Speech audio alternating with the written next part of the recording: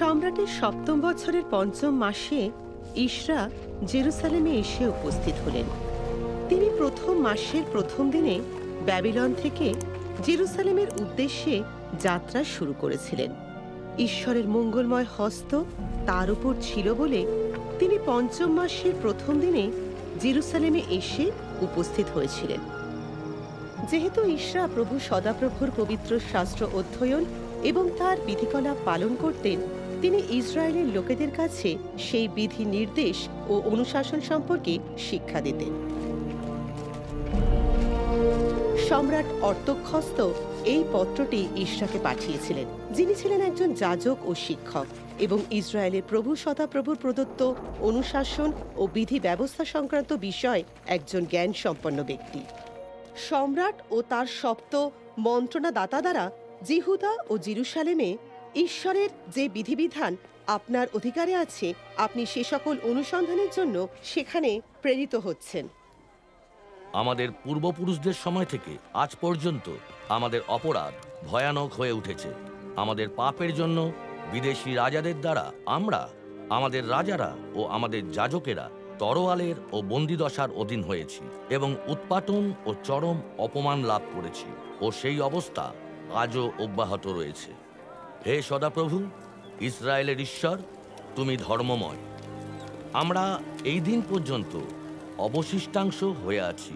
আমরা তোমার সামনে দোষী অবস্থায় পড়ে আছি। সেই জন্য তোমার সান্নিধ্যে আমাদের মধ্যে কেউ দাঁড়াতে পারবে না।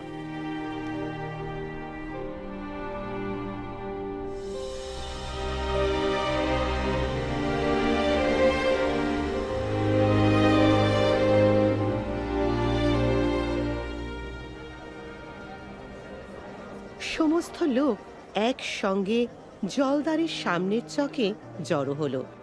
তারা বিধানের অধ্যাপক ইশরাকে মোশির বিধান পুস্তক আনতে বলল, যেখানে ইসরায়েলের জন্য সদাপ্রভুর আদেশ দেওয়া ছিল। সুতরাং সপ্তম মাসের প্রথম দিনে যাজক ইশরা সমাজের সামনে স্ত্রী ও পুরুষ এবং যারা শুনে বুঝতে পারে তাদের সামনে বিধান পুস্তক আনলেন। ইশরা পুস্তকখানি খুললেন। সমস্ত লোক তাকে দেখতে পাচ্ছিল, কেননা তিনি তাদের থেকে উঁচুতে দাঁড়িয়েছিলেন। আর তিনি যখন পুস্তকটি খুললেন, সমস্ত লোক উঠে দাঁড়ালো। শুরুতে ঈশ্বর আকাশমণ্ডল ও পৃথিবী সৃষ্টি করলেন। এমতাবস্থায় পৃথিবী নিরবয়ব ও ফাঁকা ছিল। গভীরের উপরের স্তরে অন্ধকার ছেয়েছিল এবং ঈশ্বরের আত্মা জলের ওপর ভেসে বেড়াচ্ছিলেন। আর ঈশ্বর বললেন, আলো হোক, এবং আলো হলো। তখন ঈশ্বর বললেন, এসো, আমরা আমাদের প্রতিমূর্তিতে ও আমাদের সাদৃশ্যে মানুষ তৈরি করি, যেন তারা সমুদ্রের মাছেদের উপরে এবং আকাশের পাখিদের উপরে, গৃহপালিত পশুদের ও সব বন্য পশুদের উপরে এবং জমির সব সরীসৃপ প্রাণীর ওপরে কর্তৃত্ব করে। আর তখনও পর্যন্ত পৃথিবীতে কোনো গাছপালা উৎপন্ন হয়নি এবং কোনো চারাগাছ তখনও গজিয়ে ওঠেনি, কারণ সদাপ্রভু ঈশ্বর পৃথিবীতে বৃষ্টি পাঠাননি এবং জমিতে চাষ করার জন্য সেখানে কোনো মানুষও ছিল না। সদাপ্রভু ঈশ্বর জমির ধুলো থেকে মানুষকে গড়ে তুললেন এবং তার নাকে ফুঁ দিয়ে প্রাণবায়ু ভরে দিলেন, এবং সেই মানুষ এক জীবিত প্রাণী হয়ে গেল। এমতাবস্থায় সদাপ্রভু ঈশ্বর এদনে পূর্ব দিকে একটি বাগান তৈরি করলেন এবং সেখানে তিনি তার হাতে গড়া মানুষটিকে রাখলেন। আর সদাপ্রভু ঈশ্বর ভূমিতে সব ধরনের গাছপালা জন্মাতে দিলেন, যেসব গাছপালা দেখতে ভালো লাগে এবং খাদ্যরূপেও যেগুলি ভালো। বাগানের মাঝখানে জীবনদায়ী গাছ এবং ভালো মন্দের জ্ঞানদায়ী গাছ ছিল। আর সদাপ্রভু ঈশ্বর সেই মানুষটিকে আদেশ দিলেন, বাগানের যে কোনো গাছের ফল খাওয়ার ক্ষেত্রে তুমি স্বাধীন, কিন্তু ভালো মন্দের জ্ঞানদায়ী গাছের ফল তুমি অবশ্যই খেও না। যদি সেই গাছের ফল খাও, তবে তুমি নিশ্চয়ই মারা যাবে। সদাপ্রভু ঈশ্বর বললেন, মানুষের একা থাকা ভালো নয়। আমি তার উপযুক্ত এক সহকারিণী তৈরি করব।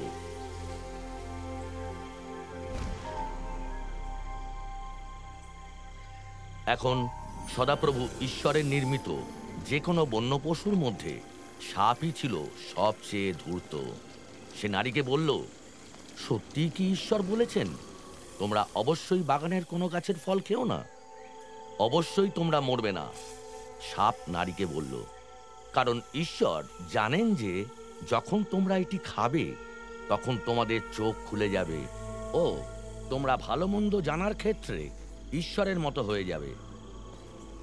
নারী যখন দেখলেন যে সেই গাছের ফলটি খাদ্য হিসেবে ভালো ও চোখের পক্ষে আনন্দদায়ক এবং জ্ঞানার্জনের পক্ষেও কাম্য, তখন তিনি কয়েকটি ফল পেড়ে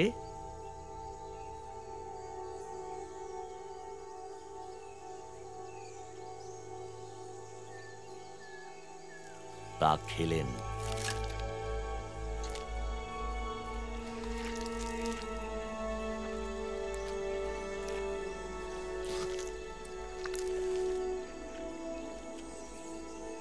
তিনি তার স্বামীকেও কয়েকটি ফল দিলেন, যিনি তার সঙ্গেই ছিলেন, ও তিনিও তা খেলেন।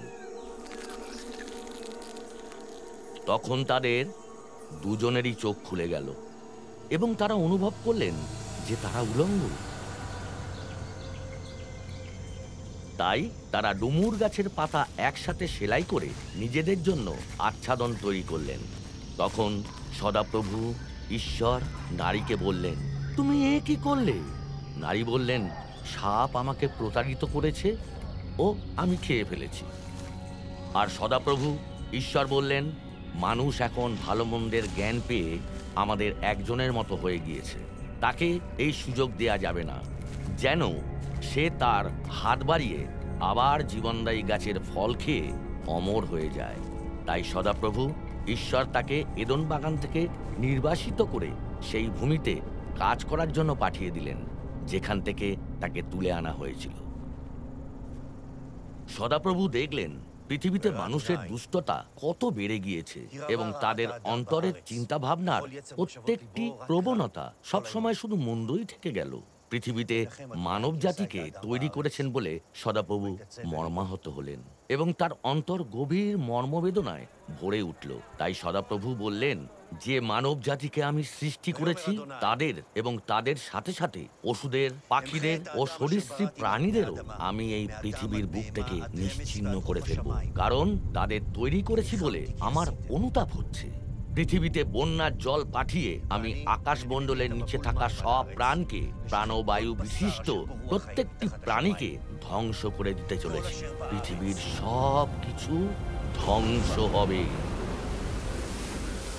শুকনো জমির উপরে থাকা প্রত্যেকটি শ্বাস বিশিষ্ট প্রাণী মারা গেল। পৃথিবীর বুকে যত জীবিত প্রাণী ছিল সবাই নিশ্চিহ্ন হয়ে গেল। মানুষজন ও পশু এবং সরীসৃপ জীব ও আকাশের পাখি সবাই পৃথিবী থেকে নিশ্চিহ্ন হয়ে গেল। শুধুমাত্র নোহ এবং জাহাজে যারা তার সাথে ছিল তারাই বাদ পড়ল।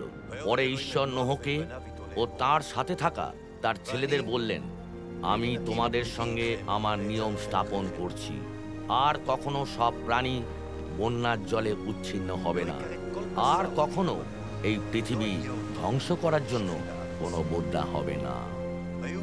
নোহের যে ছেলেরা জাহাজ থেকে বেরিয়ে এলেন তারা হলেন সেম, হাম ও জেফত। হাম কনানের বাবা। এরাই হলেন নোহের সেই 3 ছেলে এবং তাদের থেকে যেসব লোকজন উৎপন্ন হলো তারা সমগ্র জগতে ছড়িয়ে পড়ল। শেমের ছেলেরা এলম, অসুর, অরফক্ষদ, লুদ ও অরাম। অরফক্ষদ হলেন শেলহের বাবা এবং শেলহ এবরের বাবা। এবর, পেলগ, রিউ, সরুগ, নাহর, তেরহ ও অব্রাম অর্থাৎ অব্রাহাম।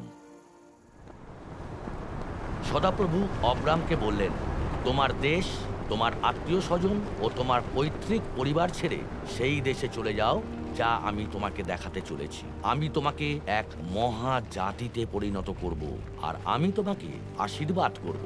আমি তোমার নাম মহান করে তুলব, আর তুমি এক আশীর্বাদ হবে। যারা তোমাকে আশীর্বাদ করবে আমি তাদের আশীর্বাদ করব, আর যারা তোমাকে অভিশাপ দেবে আমি তাদের অভিশাপ দেব। আর পৃথিবীর সব লোকজন তোমার মাধ্যমে আশীর্বাদ লাভ করবে। অতএব সদাপ্রভুর কথা মতো অব্রাম চলে গেলেন এবং লোট তার সাথে গেলেন। ৭৫ বছর বয়সে অব্রাম হারন ছেড়ে বেরিয়ে এলেন।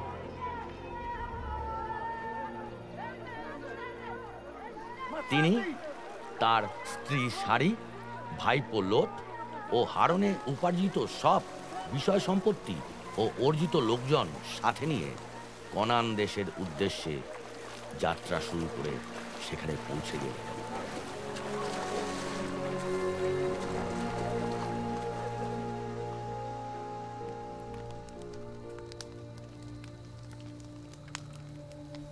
পরে এক দর্শনের মাধ্যমে সদাপ্রভুর বাক্য অব্রামের কাছে এলো। অব্রাম, ভয় করো না, আমি তোমার ঢাল, তোমার মহা পুরস্কার। আর অব্রাম বললেন, তুমি তো আমাকে কোনো সন্তান দাওনি, তাই আমার ঘরের এক দাসী আমার উত্তরাধিকারী হবে। তিনি অব্রামকে বাইরে নিয়ে গিয়ে বললেন, আকাশের দিকে তাকিয়ে দেখো, ও যদি সম্ভব হয় তবে তারাগুলি গোনো। পরে তিনি তাকে বললেন, তোমার সন্তান সন্ততিরা এরকমই হবে। অব্রাম সদাপ্রভুকে বিশ্বাস করলেন এবং তিনি তা অব্রামের পক্ষে ধার্মিকতা বলে গণ্য করলেন।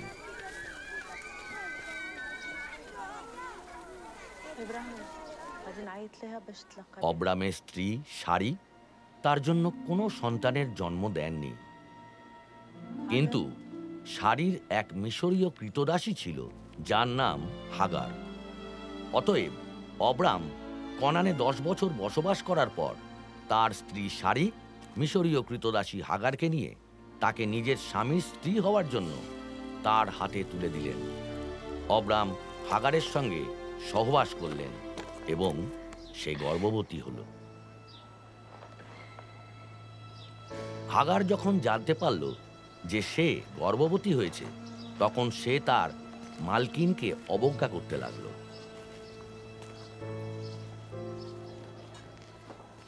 তখন সারি অব্রামকে বললেন, আমি যে অন্যায় ভোগ করছি তার জন্য তুমিই দায়ী। আমি আমার কৃতদাসীকে তোমার হাতে তুলে দিয়েছি, আর এখন সে যখন জানতে পেরেছে যে সে গর্ভবতী হয়েছে, সে আমাকেই অবজ্ঞা করছে। সদাপ্রভুই তোমার ও আমার মধ্যে বিচারক হন। তোমার কৃতদাসী তোমারই হাতে আছে। অব্রাম বললেন, তোমার যা ভালো মনে হয় তুমি তার সাথে তাই করো। তখন সারি হাগারের সঙ্গে দুর্ব্যবহার করলেন, তাই সে তার কাছ থেকে পালিয়ে গেল। মরুভূমিতে একটি জলের উৎসের কাছে সদাপ্রভুর দূত হাগারকে খুঁজে পেলেন। এটি সেই জলের উৎস যা সুরের দিকে যাওয়ার পথের ধারে অবস্থিত। তখন সদাপ্রভুর দূত তাকে বললেন, তোমার মালকিনের কাছে ফিরে যাও ও তার বশ্যতা স্বীকার করো। সদাপ্রভুর দূত আরো বললেন, আমি তোমার বংশধরদের সংখ্যা এত বৃদ্ধি করব যে গোনার পক্ষে তারা বহু সংখ্যক হয়ে উঠবে। অতএব হাগার অব্রামের জন্য এক ছেলের জন্ম দিল, এবং সে যে ছেলের জন্ম দিল অব্রাম তার নাম দিলেন ইসমাইল।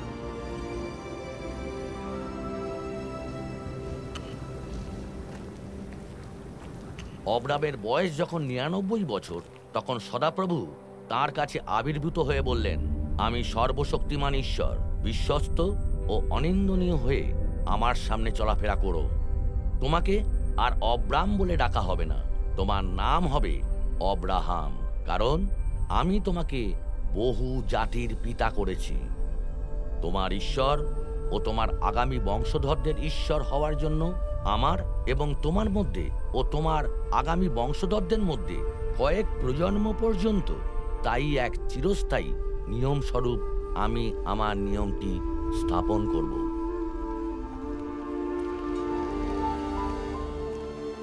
ঈশ্বর অব্রাহামকে আরো বললেন, তোমার স্ত্রী সারিকে তুমি আর সারি বলে ডাকবে না, তার নাম হবে সারা। আমি তাকে আশীর্বাদ করব আর অবশ্যই তাকে তার নিজের এক পুত্র সন্তান দেব। আমি তাকে আশীর্বাদ করব যেন সে বহু জাতির মা হয়, তার মধ্যে থেকে লোকসমূহের রাজারা উৎপন্ন হবে।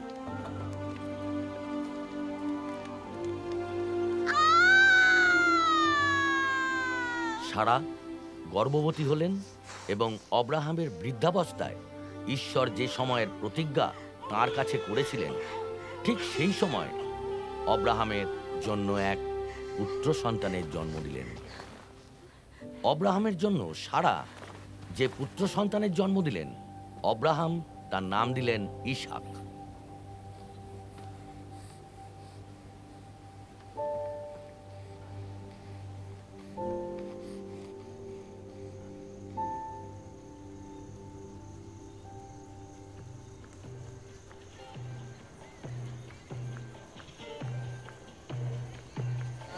শিশুটি বেড়ে উঠল ও তার স্তন্য ত্যাগ করানো হলো।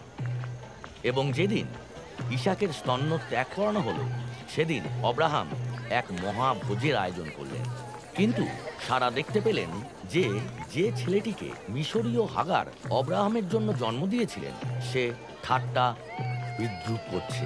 আর তাই তিনি অব্রাহামকে বললেন, ওই কৃতদাসী ও তার ছেলেকে তাড়িয়ে দাও, কারণ আমার ছেলে ইসাকের সম্পত্তির অধিকারে ওই মহিলার ছেলে কখনোই ভাগ বসাবে না। বিষয়টি অব্রাহামকে খুবই ব্যথিত করে তুলেছিল, কারণ এতে তার ছেলের স্বার্থ জড়িত ছিল। কিন্তু ঈশ্বর তাকে বললেন, ছেলেটির ও তোমার কৃতদাসীর বিষয়ে তুমি এত ব্যথিত হয়েও না। সারা তোমাকে যা বলছে তা শোনো, কারণ ইসাকের মাধ্যমেই তোমার সন্তান সন্ততি পরিচিত হবে। আমি ওই কৃতদাসীর ছেলেকেও এক জাতিতে পরিণত করব, কারণ সেও তোমার সন্তান।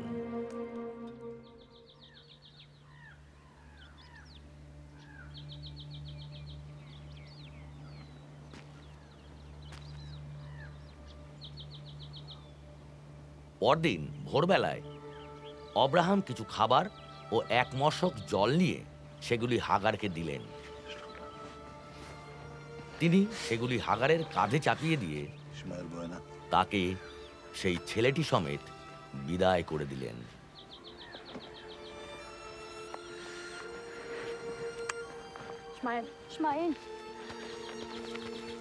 হাগার প্রস্থান করল এবং বেরশেবার মরুভূমিতে ইতস্তত ঘুরে ফিরে বেড়াচ্ছিল।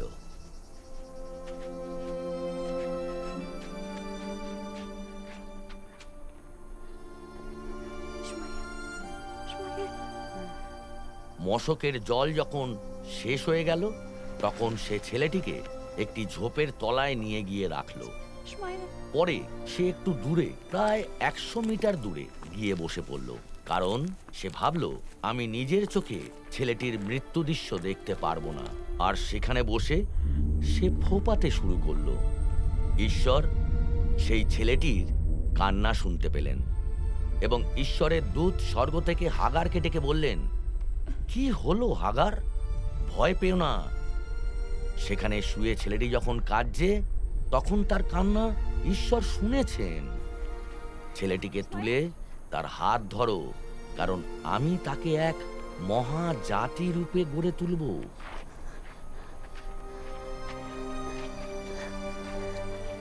তখন ঈশ্বর হাগারের চোখ খুলে দিলেন।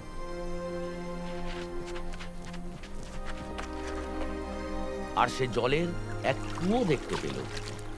তাই সে গিয়ে মশকে জল ভরে ছেলেটিকে পানীয় জল এনে দিল। ছেলেটি যখন বেড়ে উঠছিল, তখন ঈশ্বর তার সাথেই ছিলেন। সে মরুভূমিতে বসবাস করছিল ও এক তীরন্দাজ হয়ে উঠল।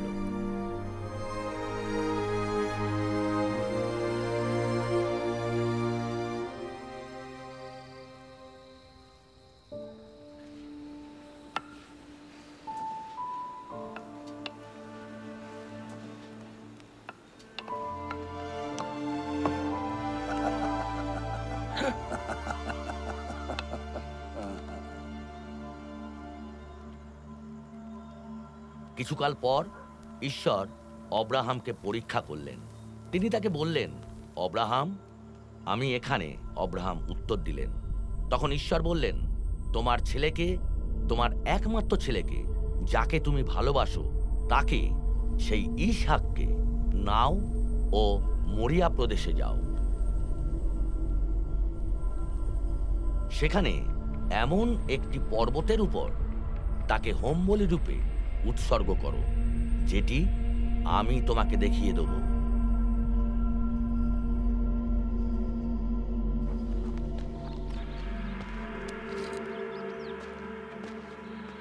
পরদিন ভোরবেলায় অব্রাহাম উঠে তার গাধায় জিন চাপালেন। তিনি তার দাসদের মধ্যে দুজনকে ও তার ছেলে ইসহাককে সাথে নিলেন।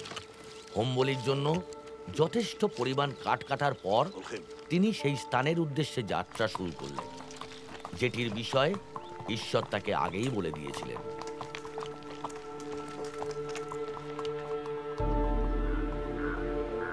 তৃতীয় দিনে অব্রাহাম চোখ তুলে তাকিয়ে দূর থেকে সেই স্থানটি দেখলেন। তিনি তার দাসদের বললেন, ছেলেটিকে সাথে নিয়ে আমি যখন সেখানে যাচ্ছি, তখন তোমরা গাধাটির সঙ্গে এখানেই থাকো। আমরা আরাধনা করব ও পরে তোমাদের কাছে ফিরে আসব। অব্রাহাম হোমবলির কাঠ নিয়ে সেগুলি তার ছেলে ইসহাকের কাঁধে চাপিয়ে দিলেন এবং তিনি স্বয়ং আগুন ও ছুরি নিলেন। তারা দুজন যখন একসাথে এগিয়ে যাচ্ছিলেন, ইসহাক মুখ খুলে তার বাবা অব্রাহামকে বললেন, বাবা, বলো বাছা। অব্রাহাম উত্তর দিলেন, আগুন ও কাঠ তো এখানে আছে। ইসহাক বললেন, কিন্তু হোমবলির জন্য মেষশাবক কোথায়? অব্রাহাম উত্তর দিলেন, বাছা, ঈশ্বর স্বয়ং হোমবলির জন্য মেষশাবকের যোগান দেবেন। আর তারা দুজনে একসাথে এগিয়ে গেলেন।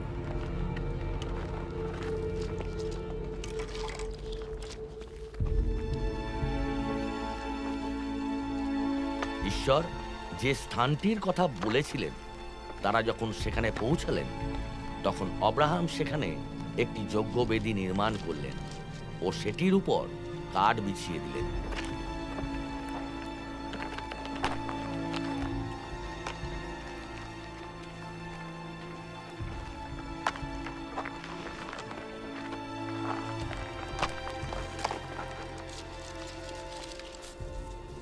তিনি তার ছেলে ইসহাককে বেঁধে সেই বেদিতে কাঠের ওপর শুইয়ে দিলেন।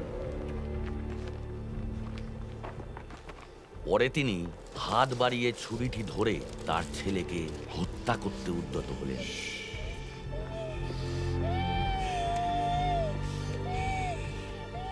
কিন্তু সদাপ্রভুর দূত স্বর্গ থেকে তাকে ডেকে বললেন, অব্রাহাম, অব্রাহাম, আমি এখানে। তিনি উত্তর দিলেন, ছেলেটির গায়ে হাত দিও না। দূত বললেন, ওর কোনো ক্ষতি করো না। এখন আমি বুঝেছি যে তুমি ঈশ্বরকে ভয় করো, কারণ আমাকে তুমি তোমার ছেলেটি, তোমার একমাত্র ছেলেটি দিতে অসম্মত হওনি।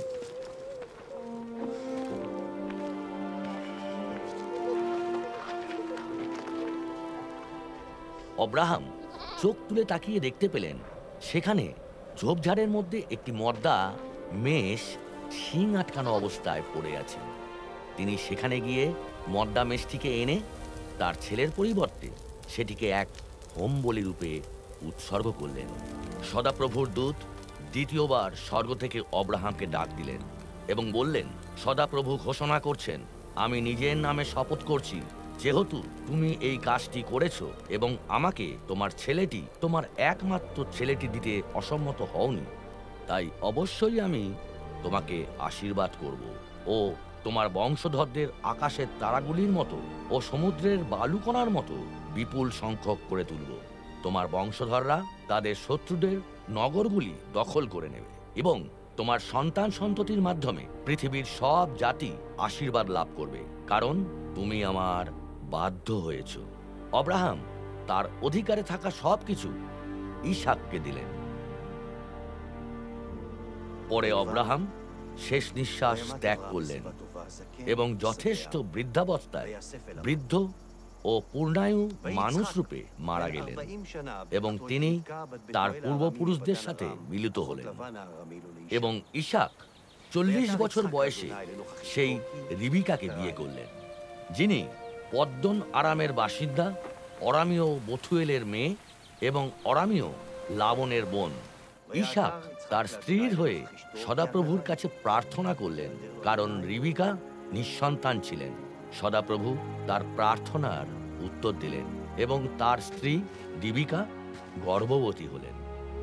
সন্তান প্রসবের সময়কাল ঘনিয়ে এলে দেখা গেল তার গর্ভে যমজ সন্তান।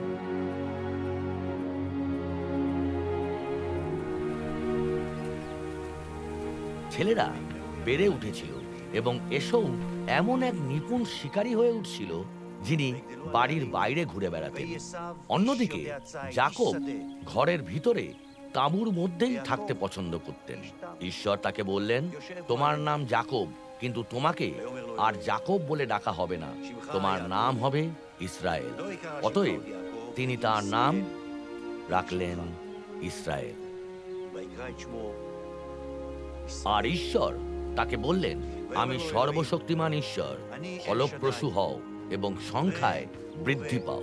তোমার মধ্যে থেকে এক জাতি ও এক জাতি সমাজ উৎপন্ন হবে এবং তোমার বংশধরদের মধ্যে অনেকেই রাজা হবে।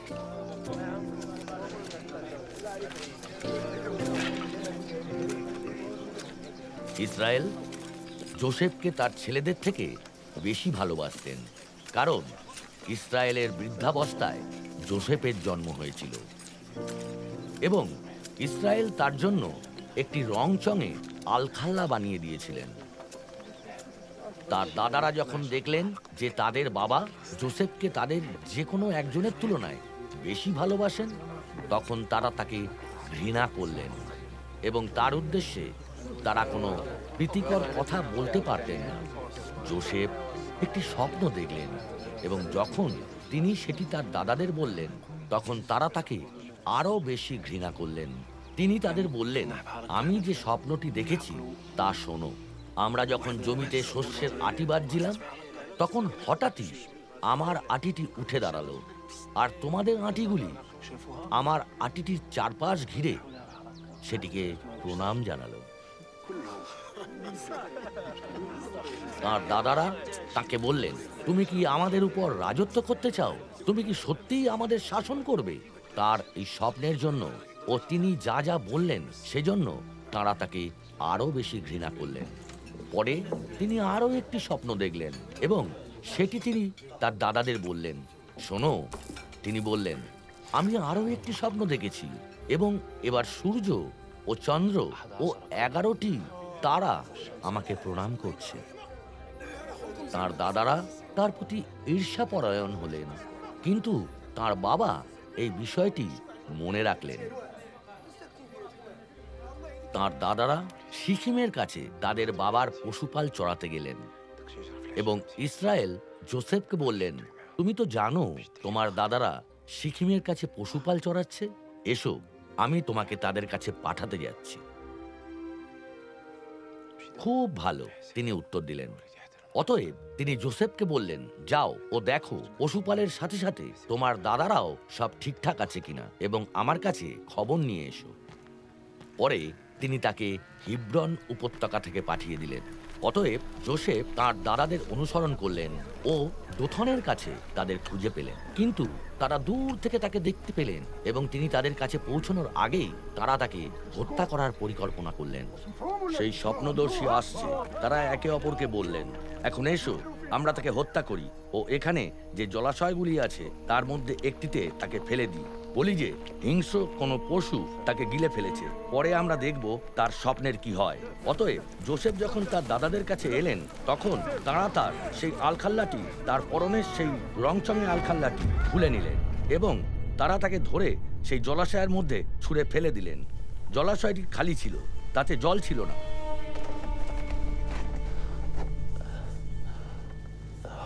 খাবার খেতে বসা মাত্রই তারা মুখ তুলে তাকালেন এবং দেখতে পেলেন গিলিয়াদ থেকে ইসমাইলীয়দের একটি কাফেলা এগিয়ে আসছে। তাদের উটগুলি মশলাপাতি, সুগন্ধি মলম ও গন্ধরসে বোঝাই ছিল এবং তারা সেগুলি মিশরের উদ্দেশ্যে নিয়ে যাচ্ছিল।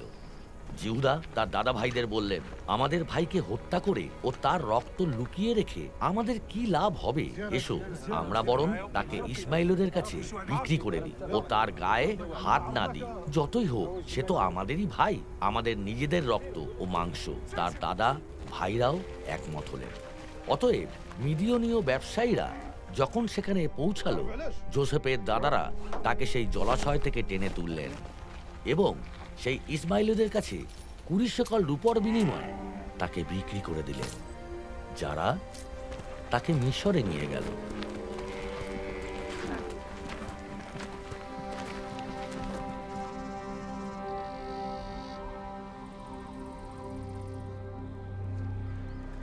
তারা সেই রংচঙে আলখাল্লাটি তাদের বাবার কাছে ফিরিয়ে নিয়ে গিয়ে বললেন, আমরা এটি খুঁজে পেয়েছি, পরীক্ষা করে দেখুন এটি আপনার ছেলেরই আলখাল্লা কিনা। তিনি সেটি চিনতে পেরে বললেন, এটি আমার ছেলেরই আলখাল্লা। কোনো হিংস্র জন্তু তাকে গিলে ফেলেছে। যোসেফকে নিশ্চয়ই টুকরো টুকরো করে ফেলা হয়েছে। তার সব ছেলে মেয়ে তাকে সান্ত্বনা দিতে এলেন, কিন্তু তিনি সান্ত্বনা পেতে চাননি। না, তিনি বললেন, যতদিন না পর্যন্ত আমি কবরে গিয়ে আমার ছেলের সঙ্গে মিলিত হচ্ছি, আমি শোক পালন করেই যাব। অতএব তার বাবা তার জন্য কান্নাকাটি করলেন। যোসেফকে মিশরে নিয়ে যাওয়া হলো। পটিফর বলে একজন মিশরীয়, যিনি ফরৌনের রাজকর্মকর্তাদের মধ্যে একজন তথা পাহারাদারদের দলপতি ছিলেন, তিনি তাকে সেই ইসমাইলদের কাছ থেকে কিনে নিয়েছিলেন, যারা তাকে মিশরে নিয়ে গেল। তার প্রভু যখন দেখলেন যে সদাপ্রভু তার সঙ্গে আছেন এবং তিনি যা যা করেন সবেতেই সদাপ্রভু তাকে সফলতা দেন, তখন যোসেফ তার দৃষ্টিতে অনুগ্রহ লাভ করলেন ও তার সেবক হয়ে গেলেন। পটিফর তাকে নিজের পরিবারের দেখাশোনার দায়িত্ব দিলেন এবং তার মালিকানাধীন সবকিছু দেখাশোনার দায়িত্বও তাকে দিলেন। অতএব পটিফর তার সবকিছু দেখাশোনার দায়িত্ব যোসেফের ওপর ছেড়ে দিলেন। যোসেফ সেই দায়িত্ব সামলানোর সময় তিনি যে যে খাবার দাবার খেতেন সেগুলি ছাড়া তিনি আর কোনো বিষয়ে চিন্তা করতেন না। যোসেফ শক্তপোক্ত ও সুদর্শন পুরুষ ছিলেন এবং কিছুকাল পর তার প্রভুপত্নীর দৃষ্টি যোসেফের ওপর গিয়ে পড়ল ও সে বলল, আমার সাথে বিছানায় এসো। আর যদিও সেই মহিলা দিনের পর দিন যোসেফকে একই কথা বলে যাচ্ছিল, তবু তিনি তার সাথে বিছানায় যেতে অস্বীকার করলেন। এমনকি তিনি তার সঙ্গে থাকতেও চাইলেন না। একদিন তিনি নিজের দায়িত্ব পালন করার জন্য বাড়ির ভিতরে গেলেন এবং পারিবারিক দাসদাসীদের মধ্যে কেউ তখন ভিতরে ছিল না। তার প্রভুপত্নী তার আলখাল্লা টেনে ধরে বলল, আমার সাথে বিছানায় এসো। কিন্তু তিনি তার হাতে নিজের আলখাল্লাটি ছেড়ে দিয়ে বাড়ি থেকে পালিয়ে গেলেন। তোমার কৃতদাসটি আমার সঙ্গে এই ধরনের ব্যবহার করেছে। এই গল্পটি যখন যোসেফের প্রভুপত্নী তার প্রভুকে বলে শোনালো, তখন তিনি রাগে অগ্নিশর্মা হয়ে উঠলেন। যোসেফের প্রভু যোসেফকে ধরে সেই জেলখানায় পুরে দিলেন, যেখানে রাজার কয়েদিদের বন্দী করে রাখা হতো।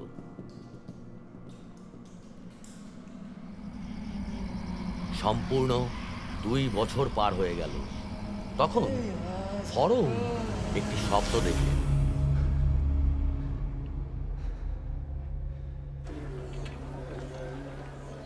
সকালবেলায় তার মন অস্থির হয়ে পড়ল, তাই তিনি মিশরের সব জাদুকর ও জ্ঞানীগুণী মানুষজনকে ডেকে পাঠালেন।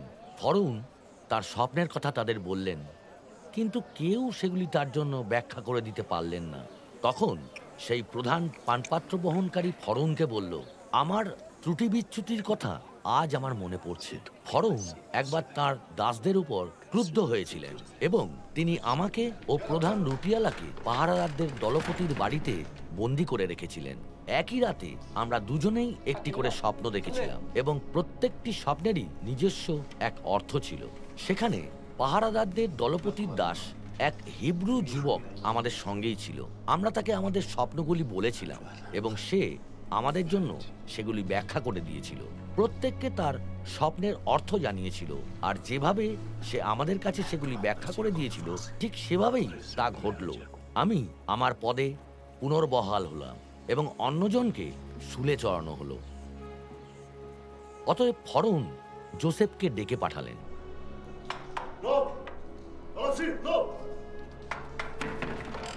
এবং তাকে তাড়াতাড়ি অন্ধকূপ থেকে নিয়ে আসা হলো। চুল দাড়ি কামিয়ে ও পোশাক পরিবর্তন করে তিনি ফরৌনের সামনে এলেন। ফরৌন যোসেফকে বললেন, আমি একটি স্বপ্ন দেখেছি এবং কেউ সেটির ব্যাখ্যা করতে পারছে না, কিন্তু আমি তোমার বিষয়ে শুনেছি যে তুমি যখন কোনো স্বপ্নের কথা শোনো তখন তা ব্যাখ্যা করে দিতে পারো। তখন ফরৌন যোসেফকে বললেন, আমার স্বপ্নে আমি যখন নীল নদের কূলে দাঁড়িয়েছিলাম তখন নদী থেকে 7টি হৃষ্টপুষ্ট ও সুন্দর গরু উঠে এলো এবং সেগুলি নলখাগড়ার বনে চড়ছিল। সেগুলির পিছু পিছু অন্য 7টি গরু উঠে এলো, অস্থিসার ও খুব কুৎসিত এবং কৃষকায়। সমগ্র মিশর দেশে আমি এরকম কুৎসিত গরু কখনো দেখিনি। আমার স্বপ্নে আমি একই বৃন্তে বেড়ে ওঠা শস্যদানার 7টি পূর্ণ ও স্বাস্থ্যকর শীষ দেখেছিলাম। সেগুলির পিছু পিছু আরও 7টি শীষ অঙ্কুরিত হলো, শুকনো ও কৃষকায় ও পূর্বীয় বায়ু দ্বারা ঝলছিল। শস্যদানার সেই কৃষকায় শীষগুলি সেই 7টি সুন্দর শীষকে গিলে ফেলল। আমি একথা জাদুকরদের বললাম, কিন্তু তাদের মধ্যে কেউ আমার কাছে তা ব্যাখ্যা করে দিতে পারেনি। মিশর দেশে অতি প্রাচুর্যময় 7টি বছর আসতে চলেছে, কিন্তু তার পিছু পিছু দুর্ভিক্ষ কবলিত 7টি বছর আসবে। তখন মিশরের সব প্রাচুর্য মানুষ ভুলে যাবে এবং দুর্ভিক্ষ দেশটিকে ধ্বংস করে দেবে। ফরৌনকে 2টি আকারে স্বপ্নটি দেওয়ার কারণ হলো এই যে বিষয়টি ঈশ্বর দ্বারা অটলভাবে নিশ্চিত হয়ে আছে এবং অচিরেই ঈশ্বর তা বাস্তবায়িত করবেন। পরে ফরৌন যোসেফকে বললেন, যেহেতু ঈশ্বর এসব কিছু তোমাকেই জানিয়ে দিয়েছেন, তাই তোমার মতো এত বিচক্ষণ ও জ্ঞানীগুণী আর কেউ নেই। অতএব ফরৌন যোসেফকে বললেন, আমি এত দ্বারা তোমার হাতে সম্পূর্ণ মিশর দেশের দায়িত্ব সমর্পণ করে দিলাম। পরে ফরৌন নিজের আঙুল থেকে তার শিলমোহরের আংটিটি খুলে যোসেফের আঙুলে পরিয়ে দিলেন। তিনি তাকে মিহি মসিনার আলখাল্লা দিয়ে সুসজ্জিত করলেন এবং তার গলায় সোনার এক হার পরিয়ে দিলেন। প্রাচুর্যময় 7 বছর জমিতে প্রচুর ফসল উৎপন্ন হলো। প্রচুর খাদ্যশস্য সমুদ্রের বালুকণার মতো করে যোসেফ মজুত করে ফেললেন। তা পরিমাণে এত বেশি ছিল যে তিনি হিসেব রাখা বন্ধ করে দিলেন, কারণ তা অসম্ভব হয়ে পড়েছিল। মিশরে প্রাচুর্যময় 7 বছর সমাপ্ত হলো এবং দুর্ভিক্ষ কবলিত 7 বছর শুরু হলো। যোসেফ ঠিক যেমনটি বলেছিলেন, অন্যান্য দেশেও দুর্ভিক্ষ হলো, কিন্তু সমগ্র মিশর দেশে খাদ্যদ্রব্য ছিল।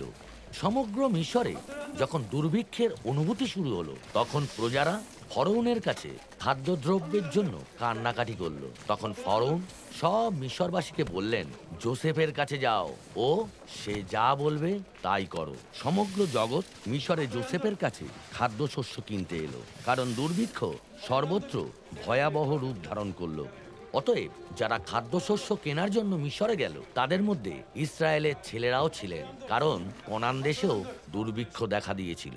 যোসেফ তার দাদাদের দেখা মাত্রই তাদের চিনতে পারলেন, কিন্তু তিনি এক অপরিচিত লোক হওয়ার ভান করলেন ও তাদের সঙ্গে কর্কশভাবে কথা বললেন। তোমরা কোথা থেকে এসেছো? তিনি জিজ্ঞাসা করলেন। কনান দেশ থেকে, তারা উত্তর দিলেন, খাদ্যশস্য কেনার জন্য। যোসেফ যদিও তার দাদাদের চিনতে পেরেছিলেন, তারা তাকে চিনতে পারেননি।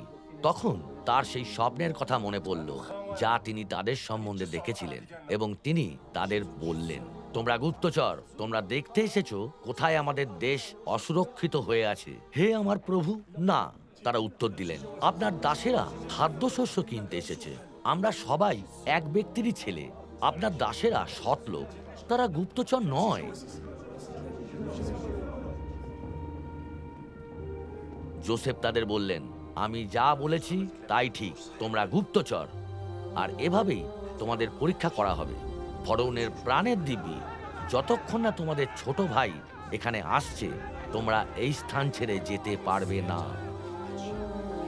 যদি তোমরা সৎ লোক হও, তবে তোমাদের ভাইদের মধ্যে একজন এখানে জেলখানায় থাকো, ততক্ষণ তোমাদের মধ্যে অন্যেরা চলে যাও ও তোমাদের নিরন্ন পরিবার পরিজনদের জন্য খাদ্যশস্যও নিয়ে যাও। কিন্তু তোমরা অবশ্যই তোমাদের ছোট ভাইকে আমার কাছে নিয়ে আসবে, যেন তোমাদের বলা কথা যাচাই করা যায় ও তোমরা মারা না যাও। তারা তাই করতে উদ্যত হলেন।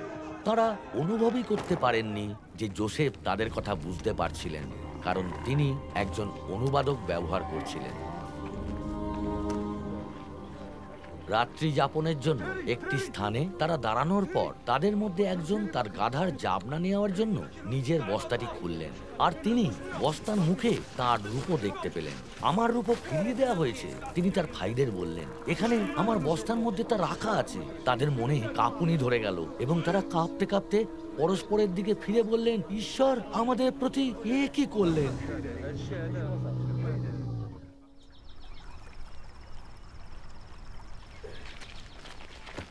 কনান দেশে তারা যখন তাদের বাবা জাকবের কাছে এলেন, তখন তারা তাদের প্রতি যা যা ঘটেছিল সেসব কথা তাকে বললেন। তারা বললেন, যে লোকটি সে দেশের প্রভু, তিনি আমাদের সঙ্গে কর্কশভাবে কথা বললেন এবং আমাদের সঙ্গে এমন ব্যবহার করলেন যে আমরা বুঝি সেই দেশে গুপ্তচর বৃত্তি করতে গিয়েছি। তখন তাদের বাবা ইসরায়েল তাদের বললেন, যদি তা আবশ্যক হয় তবে এরকম করো, তোমাদের বস্তাগুলিতে এদেশের শ্রেষ্ঠ দ্রব্যগুলির মধ্যে কিছু কিছু নিয়ে রাখো ও এক উপহার সামগ্রী রূপে সেগুলি সেই লোকটির কাছে নিয়ে যাও, যেমন সামান্য কিছু গুগ্গুল ও সামান্য কিছু মধু, কিছু মশলাপাতি ও গন্ধরস, কিছু পেস্তা বাদাম ও কাঠবাদাম। তোমাদের ভাইকেও সঙ্গে নাও এবং এখনই সেই লোকটির কাছে চলে যাও, আর সর্বশক্তিমান ঈশ্বর সেই লোকটির দৃষ্টিতে তোমাদের দয়া পেতে দিন, যেন তিনি তোমাদের অন্য ভাইকে ও বিন্যামিনকে তোমাদের সঙ্গে ফিরে আসতে দেন। আমার আর কি, আমাকে যদি সন্তানহারা হতে হয় তবে তাই হোক। অতএব তারা উপহার সামগ্রী ও দ্বিগুণ পরিমাণ রূপো এবং বিন্যামিনকেও সঙ্গে নিলেন। তারা তাড়াতাড়ি করে মিশরে গেলেন ও যোসেফের কাছে নিজেদের উপস্থিত করলেন। যোসেফ যখন ঘরে এলেন, তখন সেই বাড়িতে তারা যেসব উপহার সামগ্রী নিয়ে এসেছিলেন সেগুলি তারা তাকে দিলেন এবং মাটিতে নতমস্তক হয়ে তাকে প্রণাম করলেন। তিনি তাদের জিজ্ঞাসা করলেন তারা কেমন আছেন, এবং পরে তিনি বললেন, তোমাদের যে বৃদ্ধ বাবার কথা তোমরা বলেছিলে তিনি কেমন আছেন? তিনি কি এখনো বেঁচে আছেন? তারা উত্তর দিলেন, আপনার দাস আমাদের বাবা এখনো বেঁচে আছেন, ও ভালোই আছেন। এবং তারা তার সামনে মাটিতে উবুর হয়ে তাকে শ্রদ্ধা জ্ঞাপন করলেন। তিনি চোখ তুলে তাকিয়ে যেই না তার ভাই বিন্যামিনকে, তার সহোদর ভাইকে দেখতে পেলেন, তিনি জিজ্ঞাসা করলেন, এই কি তোমাদের সেই ছোট ভাই যার কথা তোমরা আমাকে বলেছিলে? আর তিনি বললেন, বাছা, ঈশ্বর তোমার প্রতি মঙ্গলময় হন। পরে যোসেফ তার দাদা ভাইদের বললেন, আমার কাছে এসো।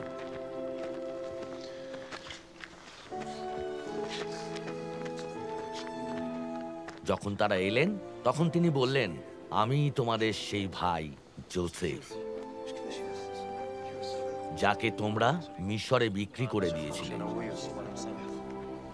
আর এখন আমাকে এখানে বিক্রি করে দিয়েছো বলে আকুল হয়েও না ও নিজেদের উপর রাগ করো না, কারণ মানুষের প্রাণ রক্ষা করার জন্যই ঈশ্বর তোমাদের আগে আগে আমাকে পাঠিয়ে দিয়েছেন।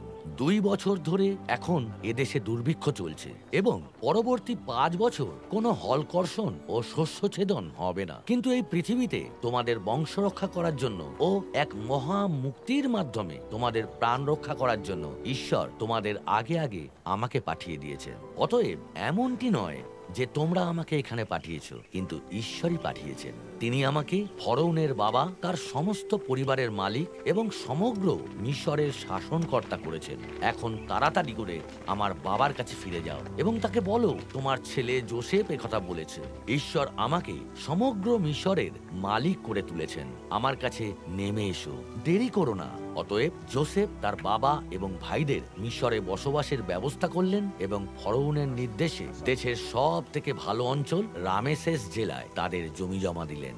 ইসরায়েলেরা মিশরে গোশন অঞ্চলে বসতি স্থাপন করলো। তারা সেখানে বিষয় সম্পত্তি অর্জন করলো এবং ফলবান হলো ও সংখ্যায় ব্যাপকভাবে বৃদ্ধি পেল।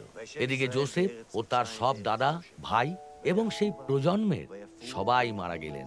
পরে এমন এক নতুন রাজা মিশরের ক্ষমতা এলেন যার কাছে যোসেফের কোনো গুরুত্বই ছিল না। দেখো, তিনি তার প্রজাদের বললেন, ইসরায়েলেরা আমাদের পক্ষে বড় বেশি সংখ্যক হয়ে পড়েছে, এসো আমরা তাদের প্রতি প্রজ্ঞাপূর্বক ব্যবহার করি, তা না হলে তারা এর চেয়েও বেশি সংখ্যক হয়ে যাবে এবং যদি যুদ্ধ শুরু হয়ে যায় তারা আমাদের শত্রুদের সাথে যোগ দেবে, আমাদের বিরুদ্ধে লড়াই করবে ও দেশ ছেড়ে চলে যাবে। অতএব তারা বাধ্যতামূলকভাবে পরিশ্রম করিয়ে ইসরায়েলদের নিগৃহীত করার জন্য তাদের উপর কড়া তত্ত্বাবধায়কদের নিযুক্ত করে দিল এবং তারা ফরৌনের জন্য ভান্ডার নগরী রূপে পিথম ও রামিসেস গেঁথে তুলল। কিন্তু যত বেশি তাদের নিপীড়িত করা হলো তত বেশি তাদের সংখ্যা বৃদ্ধি হলো ও তারা ছড়িয়ে পড়ল। অতএব মিশরীয়রা ইসরায়েলীয়দের ভয় পেতে শুরু করলো এবং তারা নির্মমভাবে তাদের খাটাতে লাগলো। পরে ফরৌন তার সব প্রজাকে এই আদেশ দিলেন, সদ্যজাত প্রত্যেকটি হিব্রু পুত্র সন্তানকে তোমরা অবশ্যই নীল নদে ছুঁড়ে ফেলবে, কিন্তু প্রত্যেকটি কন্যা সন্তানকে জীবিত রাখবে। এদিকে লেবি বংশের একজন লোক এক লেবীয় মহিলাকে বিয়ে করলেন, আর সেই মহিলাটি গর্ভবতী হলেন ও এক পুত্র সন্তানের জন্ম দিলেন। যখন তিনি দেখলেন যে শিশুটি দেখতে খুব সুন্দর, তখন তিনি তাকে 3 মাস ধরে লুকিয়ে রাখলেন। কিন্তু যখন তিনি তাকে আর লুকিয়ে রাখতে পারলেন না, তখন তিনি তার জন্য নলখাগড়া দিয়ে একটি ডালি তৈরি করলেন ও সেটিতে আলকাতরা ও পিচ লেপন করে দিলেন। পরে তিনি সেই শিশুটিকে সেটির মধ্যে শুইয়ে দিয়ে সেটি নীল নদের পারে নলবনের মধ্যে রেখে দিলেন।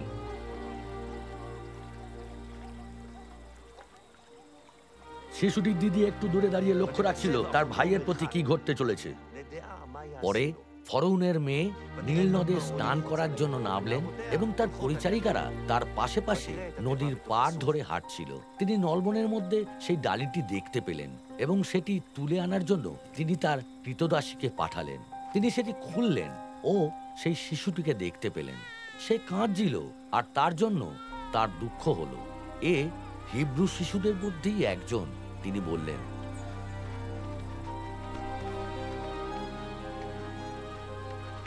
তখন সেই শিশুটির দিদি ফরৌনের মেয়েকে জিজ্ঞাসা করল, আমি কি গিয়ে হিব্রু মহিলাদের মধ্যে একজনকে ডেকে আনবো যে আপনার জন্য এই শিশুটির শুশ্রূষা করবে? হ্যাঁ, যাও, ফরৌনের মেয়ে উত্তর দিলেন।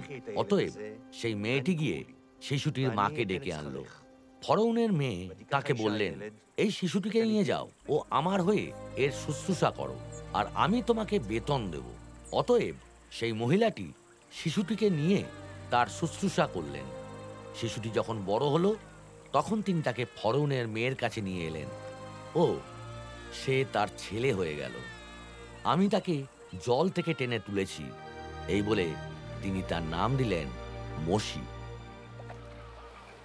একদিন মোশি বড় হয়ে যাওয়ার পর যেখানে তার নিজস্ব লোকজনেরা ছিল, তিনি সেখানে গেলেন ও দেখলেন তারা কঠোর পরিশ্রম করছে।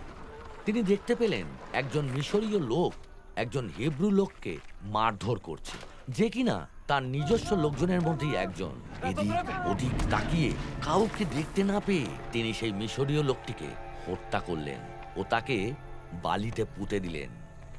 ফরৌন যখন তা শুনতে পেলেন তখন তিনি মোশিকে হত্যা করার চেষ্টা করলেন, কিন্তু মোশি ফরৌনের কাছ থেকে পালিয়ে মিদিয়নে বসবাস করতে চলে গেলেন ও সেখানে গিয়ে তিনি এক কুয়োর পাড়ে বসে পড়লেন। সুদীর্ঘ সময়কাল পার হয়ে যাবার পর মিশরের রাজা মারা গেলেন। ইসরায়েলেরা তাদের কৃতদাসত্বের কারণে যন্ত্রণা পেয়ে গভীর আর্তনাদ করে উঠল এবং তাদের কৃতদাসত্বের কারণে তাদের চাওয়া সাহায্যের আকুতি ঈশ্বরের কাছে পৌঁছে গেল। ঈশ্বর তাদের কান্না শুনলেন এবং অব্রাহাম, ইসাক ও জাকবের সঙ্গে করা তার নিয়মটি তিনি স্মরণ করলেন।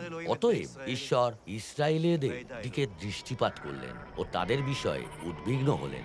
মোশি একসময় তার শ্বশুর মিদিয়নীয় যাজক জিথ্রোর মেষপাল চড়াচ্ছিলেন এবং সেই পালকে দূরে মরুপ্রান্তরের এক প্রান্তে চড়াতে চড়াতে তিনি হোরেবে সদাপ্রভুর পর্বতে পৌঁছে গেলেন।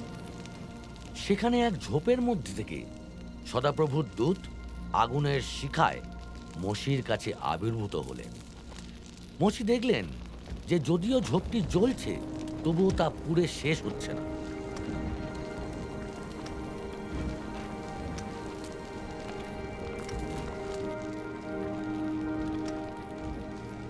সদাপ্রভু যখন দেখলেন যে মোশি দেখার জন্য কাছে এগিয়ে আসছে, তখন ঈশ্বর সেই ঝোপের মধ্যে থেকে মোশিকে ডেকে বললেন, মোশি, মোশি। আর মোশি বললেন, আমি এখানে। আর কাছে এসো না। ঈশ্বর বললেন, তোমার চটি জুতো খুলে ফেলো, কারণ তুমি যে স্থানে দাঁড়িয়ে আছো সেটি পবিত্র ভূমি।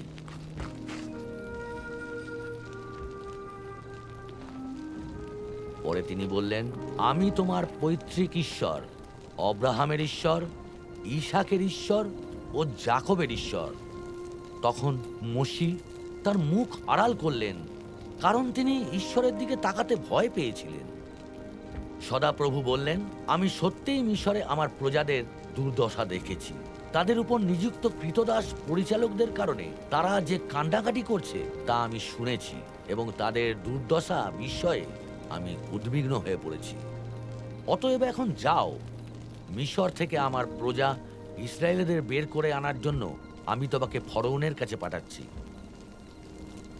কিন্তু মোশি ঈশ্বরকে বললেন, আমি কে যে আমাকে ফরৌনের কাছে যেতে হবে ও মিশর থেকে ইসরায়েলদের বের করে আনতে হবে? মোশি ঈশ্বরকে বললেন, ধরে নিন আমি ইসরায়েলদের কাছে গেলাম ও তাদের বললাম, তোমাদের পূর্বপুরুষদের ঈশ্বর আমাকে তোমাদের কাছে পাঠিয়েছেন, এবং তারা আমাকে জিজ্ঞাসা করবে তার নাম কি। তখন আমি তাদের কি বলবো? ঈশ্বর মোশিকে বললেন, আমি যে আছি সেই আছি। ইসরায়েলীয়দের তোমাকে একথাই বলতে হবে, আমি আছি, আমাকে তোমাদের কাছে পাঠিয়েছেন। মোশি উত্তর দিলেন, তারা যদি আমার কথা বিশ্বাস না করে বা আমার কথা না শোনে ও বলে, সদাপ্রভু তোমার কাছে আবির্ভূত হননি, তবে কি হবে? তখন সদাপ্রভু তাকে বললেন, তোমার হাতে ওটি কি?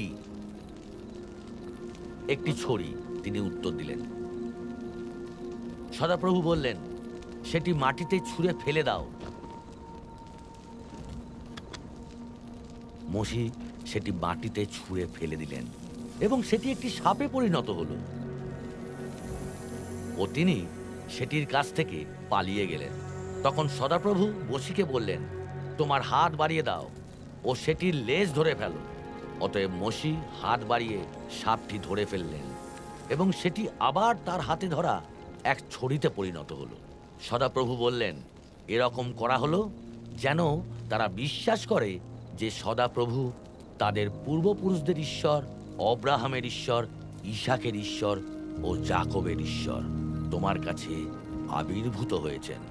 মোশি সদাপ্রভুকে বললেন, হে প্রভু, আপনার এই দাসকে ক্ষমা করবেন। আমি কখনোই বাক্যবাগীশ ছিলাম না, না ছিলাম অতীতে আর না তখন, যখন আপনি আপনার এই দাসের সঙ্গে কথা বলেছিলেন। কথাবার্তায় ও জিভে আমার জড়তা আছে। কিন্তু মোশি বললেন, হে প্রভু, আপনার এই দাসকে ক্ষমা করবেন, দয়া করে অন্য কাউকে পাঠান। তখন সদাপ্রভুর ক্রোধ মোশির বিরুদ্ধে জ্বলে উঠল ও তিনি বললেন, তোমার দাদা সেই লেবীয় হারন নেই নাকি? আমি জানি সে বেশ ভালোই কথা বলতে পারে। সে এখনই তোমার সাথে দেখা করতে আসছে এবং তোমার দেখা পেয়ে সে খুশিই হবে। সে তোমার হয়ে লোকজনের কাছে কথা বলবে এবং সে তোমার মুখ হবে ও তুমি তার কাছে ঈশ্বর স্বরূপ হবে।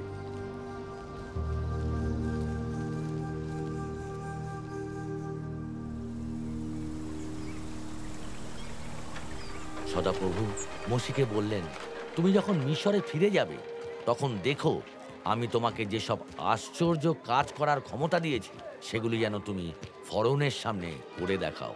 কিন্তু আমি তার হৃদয় এমন কঠিন করব যে সে লোকদের যেতে দেবে না।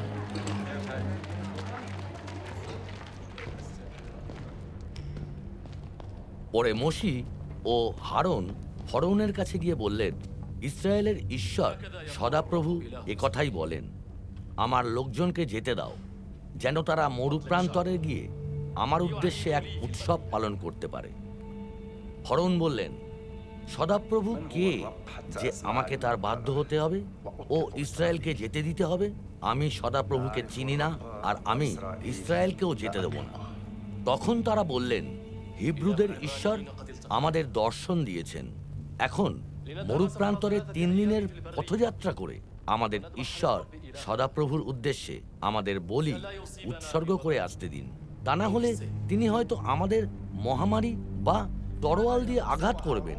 কিন্তু মিশর রাজ বললেন, ও হে মোশি ও হারন, লোকদের কেন তোমরা তাদের কাজকর্ম থেকে সরিয়ে নিয়ে যাচ্ছ? তোমাদের কাজে ফিরে যাও।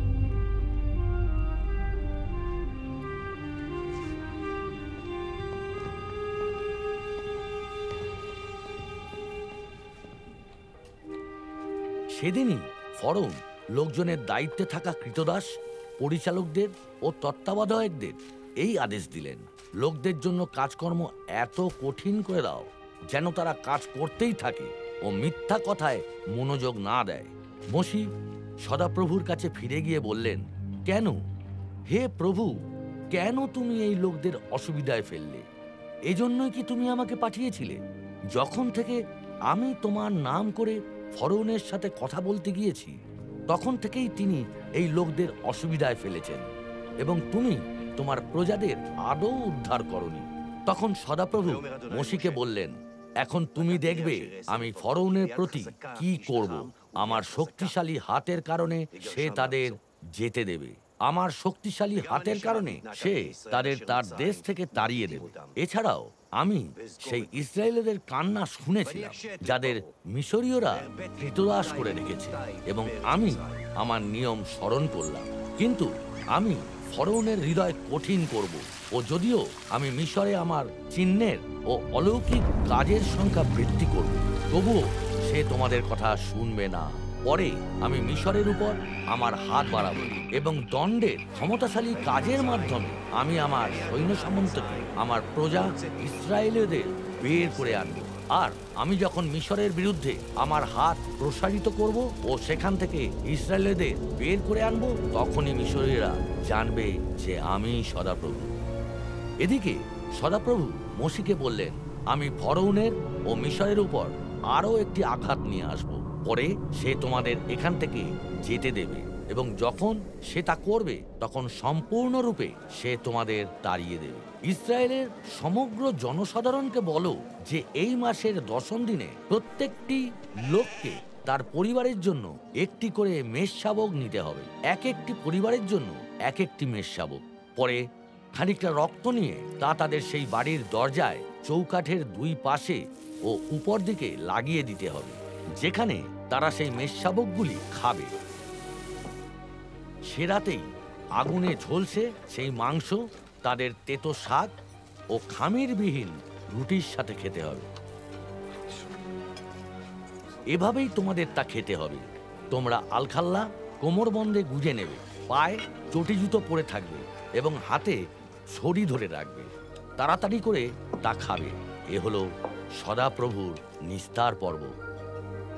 সে রাতেই আমি মিশরের মধ্যে দিয়ে যাব এবং মানুষ ও পশু উভয়ের প্রত্যেক প্রথম জাতকে আঘাত করব, এবং মিশরের সব দেবতাকে আমি দণ্ড দেব।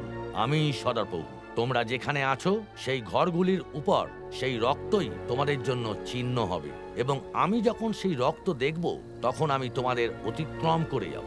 আমি যখন মিশরকে আঘাত করব তখন কোনো ধ্বংসাত্মক আঘাত তোমাদের স্পর্শ করবে না। মাঝরাতে সদাপ্রভু মিশরে সব প্রথম জাতকে, সিংহাসনে উপবিষ্ট ফরৌনের প্রথমজাত সন্তান থেকে শুরু করে অন্ধকূপে থাকা বন্দীর প্রথমজাত সন্তান এবং সব গৃহপালিত পশুর প্রথমজাত শাবক পর্যন্ত সবাইকে আঘাত করলেন। রাতের বেলায় ফরৌন এবং তার কর্মকর্তারা জেগে গেল, আর মিশরে প্রবল হাহাকার শুরু হয়ে গেল, কারণ এমন কোনো বাড়ি ছিল না যেখানে কেউ মারা যায়নি।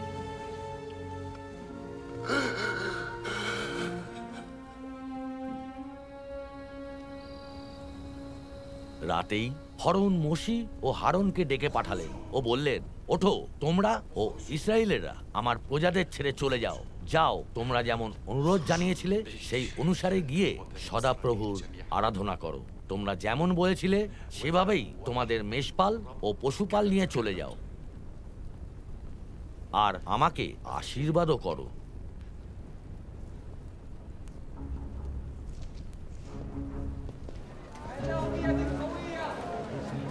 ইসরায়েলি জনগণ মিশরে 430 বছর ধরে বসবাস করল। 430 বছরের শেষে সেদিনই সদাপ্রভু সব বাহিনী মিশর ছেড়ে এলো। তখন মসি লোকদের বললেন, যেদিন তোমরা মিশর থেকে কৃতদাসত্বের দেশ থেকে বের হয়ে এসেছিলে, সেই দিনটি স্মরণার্থে এদিন উৎসব পালন করো, কারণ সদাপ্রভু শক্তিশালী হাত দিয়ে তোমাদের সেখান থেকে বের করে এনেছেন। খামির যুক্ত কোনো কিছু খেও না। বরং যখন লোকদের যেতে দিলেন, ঈশ্বর তখন তাদের ফিলিস্তিনিদের দেশের মধ্য দিয়ে স্থলপথে পথ দেখিয়ে নিয়ে যাননি, যদিও সেটিই সংক্ষিপ্ত পথ। কারণ ঈশ্বর বললেন, যদি তারা যুদ্ধের সম্মুখীন হয় তবে তারা হয়তো তাদের মন পরিবর্তন করে ফেলবে এবং মিশরে ফিরে যাবে। অতএব ঈশ্বর ঘুরপথে লোকদের মরুভূমির পথ দিয়ে লোহিত সাগরের দিকে নিয়ে গেলেন।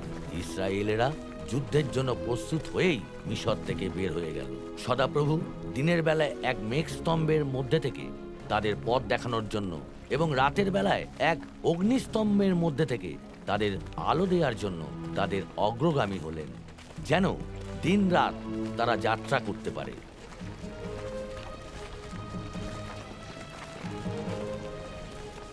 পরে সদাপ্রভু মসিকে বললেন, ইসরায়েলীয়দের বলো তারা যেন পিছনে ফিরে মিগদোলের ও সমুদ্রের মাঝামাঝি অবস্থিত পি-হহিরোতের কাছে শিবির স্থাপন করে। তাদের সরাসরি বায়াল সফনের বিপরীত দিকে সমুদ্রের ধারে শিবির স্থাপন করতে হবে। ফরৌন ভাববে ইসরায়েলেরা মরুভূমি দ্বারা পরিবেষ্টিত হয়ে ধন্ধে পড়ে দেশে ইতস্তত বিচরণ করে বেড়াচ্ছে।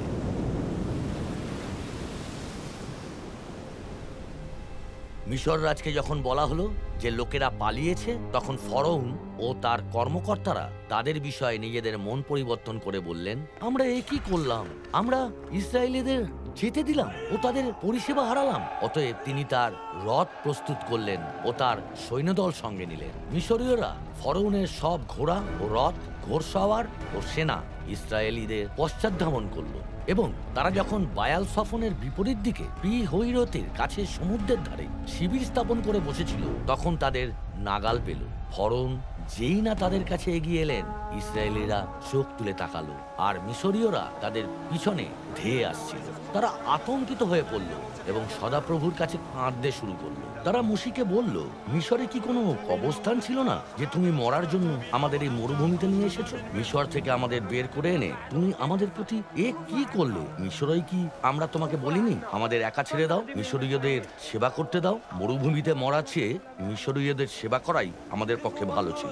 মসি লোকদের উত্তর দিলেন, তোমরা ভয় পেও না, শক্ত হয়ে দাঁড়াও এবং তোমরা দেখতে পাবে আজ সদাপ্রভু কিভাবে তোমাদের রক্ষা করবেন। আজ তোমরা যে মিশরীয়দের দেখছো তাদের আর কখনো দেখতে পাবে না। সদাপ্রভু তোমাদের হয়ে যুদ্ধ করবেন, তোমাদের শুধু স্থির হয়ে থাকতে হবে।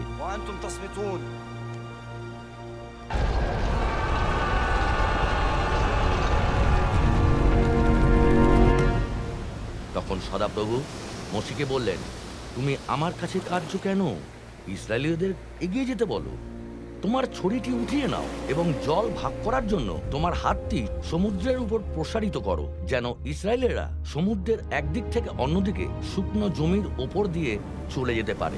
পরে মসি সমুদ্রের উপর হাত প্রসারিত করলেন এবং সেই সারা রাত সদাপ্রভু এক প্রবল পূর্বীয় বাতাস বইয়ে সমুদ্রকে পিছিয়ে দিলেন এবং সেটিকে শুকনো জমিতে পরিণত করলেন। জল দুই ভাগে বিভক্ত হয়ে গেল এবং ইসরায়েলেরা শুকনো জমির ওপর দিয়ে সমুদ্রের একদিক থেকে অন্যদিকে চলে গেল, আর তাদের ডান দিকে ও তাদের বাঁ দিকে ছিল জলের এক প্রাচীর। মিশরীয়রা তাদের পশ্চাদ্ধাবন করল এবং ফরৌনের সব ঘোড়া ও রথ ও ঘোড়সওয়ার ইসরায়েলেদের অনুগামী হয়ে সমুদ্রে গিয়ে পড়ল।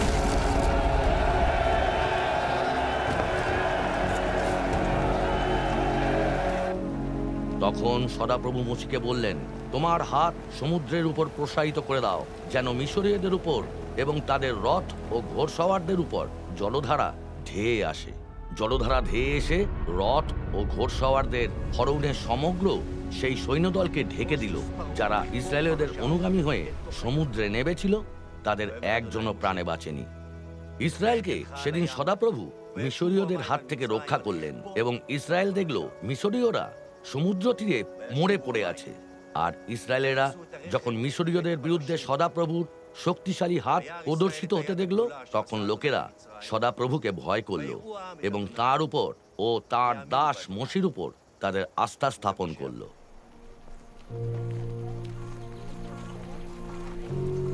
ইসরায়েলীদের সমগ্র জনসমাজ মিশর থেকে বের হয়ে আসার পর দ্বিতীয় মাসের ৫৫তম দিনে এলিম থেকে বের হয়ে সেই সিন মরুভূমিতে এলো, যা এলিম ও সিনয়ের মাঝখানে অবস্থিত। সেই মরুভূমিতে সমগ্র জনসমাজ মোশি ও হারনের বিরুদ্ধে অভিযোগ জানালো। ইসরায়েলেরা তাদের বলল, হায়, আমরা কেন মিশরেই সদাপ্রভুর হাতে মারা পড়িনি? সেখানে আমরা মাংসের হাড়ি ঘিরেই বসে থাকতাম ও আমাদের চাহিদানুসারেই সব খাবার দাবার খেতাম, কিন্তু তোমরা সমগ্র এই জনসমাজকে অনাহারে মেরে ফেলার জন্য আমাদের এই মরুভূমিতে নিয়ে এসেছো। অতএব মোশি ও হারন সব ইসরায়েলকে বললেন, সন্ধ্যেবেলায় তোমরা জানতে পারবে যে সদাপ্রভুই তোমাদের মিশর থেকে বের করে এনেছেন, এবং সকালবেলায় তোমরা সদাপ্রভুর মহিমা দেখতে পাবে, কারণ তার বিরুদ্ধে তোমাদের গজগজানি তিনি শুনেছেন। আমরা কে যে তোমরা আমাদের বিরুদ্ধে অভিযোগ জানাচ্ছ? মোশি এও বললেন, যখন তিনি সন্ধ্যাবেলায় তোমাদের মাংস খেতে দেবেন ও সকালবেলায় তোমাদের চাহিদানুসারে সব খাদ্য দেবেন, তখনই তোমরা জানতে পারবে যে তা সদাপ্রভুই দিয়েছেন, কারণ তার বিরুদ্ধে করা তোমাদের গজগজানি তিনি শুনেছেন। আমরা কে? তোমরা আমাদের বিরুদ্ধে অভিযোগ জানাচ্ছ না, কিন্তু সদাপ্রভুর বিরুদ্ধেই জানাচ্ছ।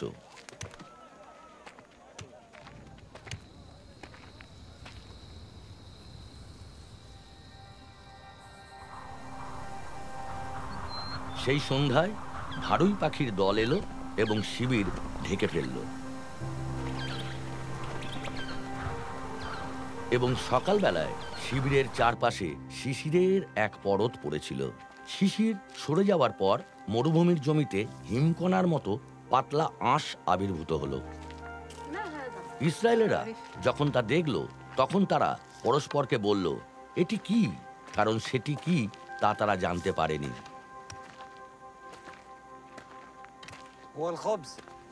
মোশি তাদের বললেন, এ হলো সেই খাদ্য যা সদাপ্রভু তোমাদের খেতে দিয়েছেন।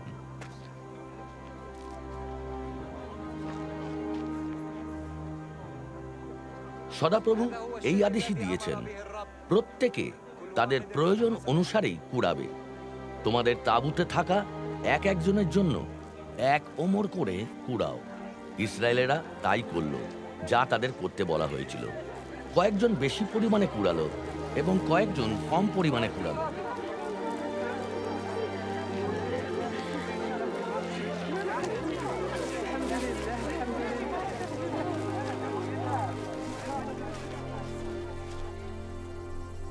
সমগ্র ইসরায়েলি জনসমাজ সদাপ্রভুর আদেশানুসারে এক স্থান থেকে আরেক স্থানে ভ্রমণ করতে করতে সিন মরুভূমি থেকে বের হয়ে এলো।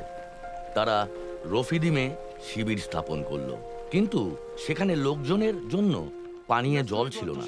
তাই তারা মোশির সঙ্গে ঝগড়া বিবাদ করে বলল, আমাদের পানীয় জল দাও। মোশি উত্তর দিলেন, তোমরা কেন আমার সঙ্গে ঝগড়া বিবাদ করছো? তোমরা কেন সদাপ্রভুর পরীক্ষা নিচ্ছ? কিন্তু লোকেরা সেখানে জলের জন্য তৃষ্ণার্ত হলো এবং তারা মোশির বিরুদ্ধে অভিযোগ জানালো। তারা বলল, কেন তুমি আমাদের ও আমাদের সন্তান সন্ততিকে এবং আমাদের গৃহপালিত পশুপালকে তৃষ্ণার্ত হয়ে মরে যাওয়ার জন্য মিশর থেকে বের করে এখানে নিয়ে এসেছো? তখন মোশি সদাপ্রভুর কাছে কেঁদে বললেন, এই লোকদের নিয়ে আমি কি করব? তারা তো প্রায় আমাকে পাথর মারার জন্য তৈরি হয়ে আছে। সদাপ্রভু মোশিকে উত্তর দিলেন, লোকদের সামনে চলে যাও, ইসরায়েলের কয়েকজন প্রাচীনকে তোমার সাথে নাও ও তোমার সেই ছড়িটি হাতে তুলে নাও, যেটি দিয়ে তুমি নীল নদে আঘাত করেছিলে, এবং যাও।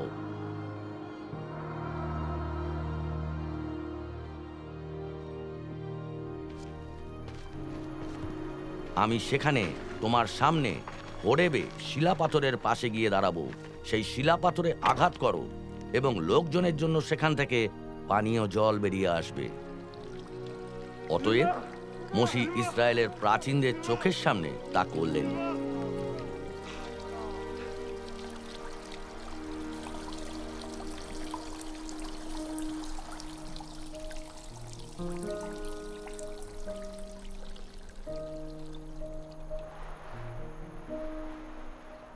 রফিদিম থেকে যাত্রা শুরু করার পর তারা সিনয় মরুভূমিতে প্রবেশ করলো এবং পর্বতের সামনের দিকে ইসরায়েল সেখানে মরুভূমিতে শিবির স্থাপন করলো। তৃতীয় দিন সকালবেলায় বজ্রপাত হলো ও বিদ্যুৎ চমকালো। একই সাথে ঘন মেঘে পর্বত ঢেকে গেল ও খুব জোরে শিঙার শব্দ শোনা গেল। শিবিরের মধ্যে প্রত্যেকে কেঁপে উঠল। সদাপ্রভু সিনয় পর্বতের চূড়ায় নেমে এলেন এবং মোশিকে পর্বতের চূড়ায় ডেকে নিলেন।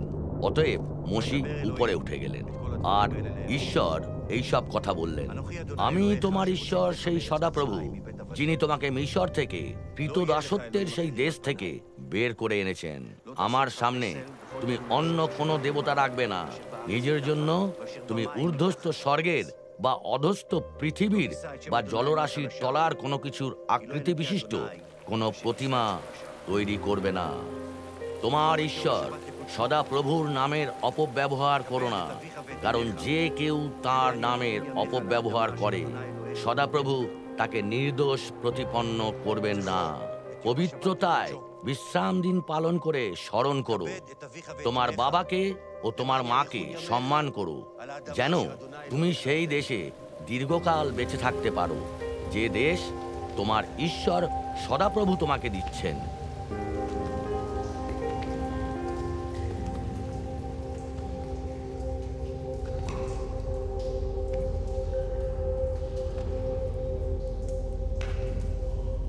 তুমি নরহত্যা করো না, তুমি ব্যভিচার করো না, তুমি চুরি করো না, তুমি তোমার প্রতিবেশীর বিরুদ্ধে মিথ্যা সাক্ষ্য দিও না, তুমি তোমার প্রতিবেশীর ঘরবাড়ির প্রতি লোভ করো না, তুমি তোমার প্রতিবেশীর স্ত্রীর বা তার দাস বা দাসীর, তার বলদের বা গাধার বা তোমার প্রতিবেশীর অধিকারভুক্ত কোনো কিছুর প্রতি লোভ করো না। তখন সদাপ্রভু মোশিকে বললেন, ইসরায়েলেদের এ কথা বলো, তোমরা নিজেরাই দেখলে যে আমি স্বর্গ থেকে তোমাদের সঙ্গে কথা বলেছি। আমার পাশাপাশি রাখার জন্য অন্য কোনো দেবতা তৈরি করো না। নিজেদের জন্য রূপোর দেবতা বা সোনার দেবতা তৈরি করো না। সিনয় পর্বতে মোশির সঙ্গে সদাপ্রভুর কথা বলা শেষ হয়ে যাবার পর তিনি মোশিকে ঈশ্বরের আঙুল দিয়ে খোদাই করা পাথরের ফলকগুলি, বিধিনিয়মের সেই দুটি ফলক দিলেন।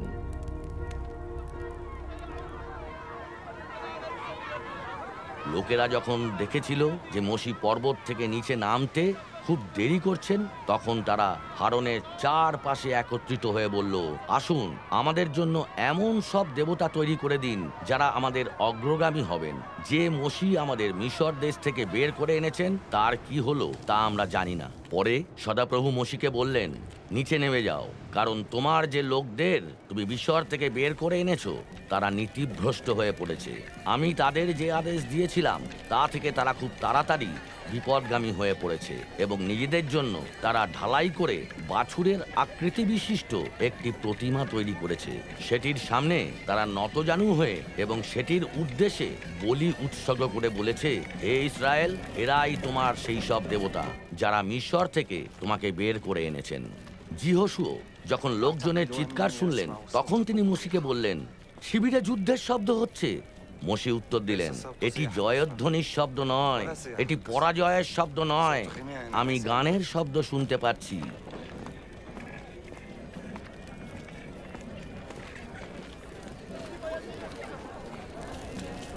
মোশি যখন শিবিরের কাছাকাছি এলেন এবং সেই বাছুরটিকে ও তাদের নাচানাচি দেখলেন, তখন তিনি ক্রোধে ফেটে পড়লেন এবং তিনি ফলকগুলি হাত থেকে ছুঁড়ে ফেলে দিয়ে পর্বতের পাদদেশে সেগুলি ভেঙে টুকরো টুকরো করে দিলেন।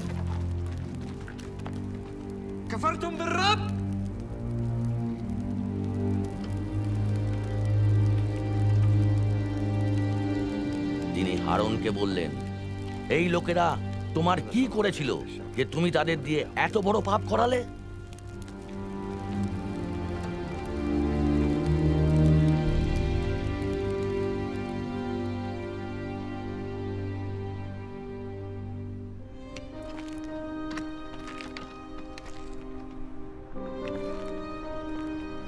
অতএব মোশি সদাপ্রভুর কাছে ফিরে গিয়ে বললেন, হায় হায়, এই লোকেরা কি মহাপাপী না করেছে! তারা নিজেদের জন্য সোনার দেবতা তৈরি করেছে। কিন্তু এখন দয়া করে এদের পাপ ক্ষমা করো, কিন্তু যদি না করো তবে তোমার লেখা বই থেকে আমার নামটি মুছে ফেলো। সদাপ্রভু মোশিকে উত্তর দিলেন, যে কেউ আমার বিরুদ্ধে পাপ করেছে তারই নাম আমি আমার বই থেকে মুছে ফেলবো। মোশি সদাপ্রভুকে বললেন, তুমি আমাকে বলে চলেছ এই লোকদের নেতৃত্ব দাও, কিন্তু তুমি আমাকে জানতে দাওনি আমার সাথে তুমি কাকে পাঠাবে। তুমি বলেছ আমি তোমাকে নাম ধরে চিনি এবং তুমি আমার দৃষ্টিতে অনুগ্রহ লাভ করেছো। আমি যদি তোমাকে খুশি করতে পেরেছি তবে তোমার পথের বিষয়ে আমাকে শিক্ষা দাও, যেন আমি তোমাকে জানতে পারি ও অবিরতভাবে তোমার দৃষ্টিতে অনুগ্রহ পেতেই থাকি। মনে রেখো যে এই জাতি তোমারই প্রজা। সদাপ্রভু মোশিকে বললেন, প্রথম দুটির মতো আরো দুটি পাথরের ফলক খোদাই করো এবং তুমি যে ফলকগুলি ভেঙে ফেলেছিলে সেগুলিতে যা যা লেখা ছিল আমি এগুলোতেও সেসব কথা লিখে দেব। তখন সদাপ্রভু বললেন, আমি তোমার সঙ্গে এক নিয়ম স্থির করছি। তোমার সব লোকজনের সামনে আমি এমন সব আশ্চর্য কাজ করব যা সমগ্র পৃথিবীতে কোনো জাতির মধ্যে আগে কখনো করা হয়নি। যেসব লোকজনের মধ্যে তুমি বসবাস করছো তারা দেখবে আমি সদাপ্রভু তোমার জন্য যে কাজ করব তা কতই না অসাধারণ।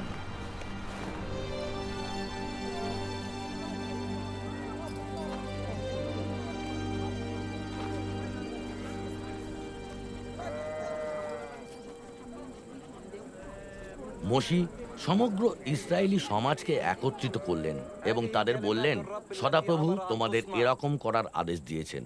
তোমাদের মধ্যে যারা দক্ষ কারিগর তাদের এগিয়ে আসতে হবে ও সদাপ্রভুর আদেশানুসারে সবকিছু করতে হবে।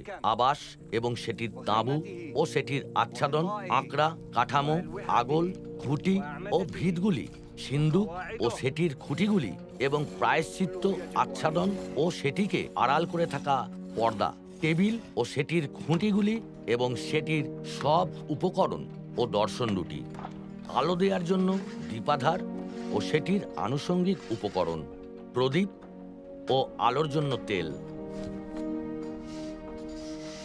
ধূপবেদী ও সেটির খুঁটিগুলি, অভিষেক তেল ও সুগন্ধি ধূপ, সমাগম তাঁবুর প্রবেশদ্বারে দরজার জন্য পর্দা,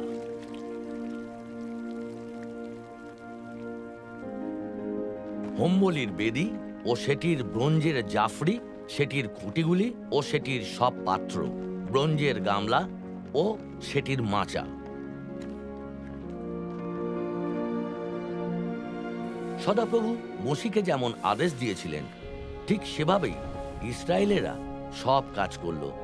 মোশি সেই কাজ পরিদর্শন করলেন এবং দেখলেন যে সদাপ্রভু যেমন আদেশ দিয়েছিলেন ঠিক সেভাবেই তারা তা করেছে।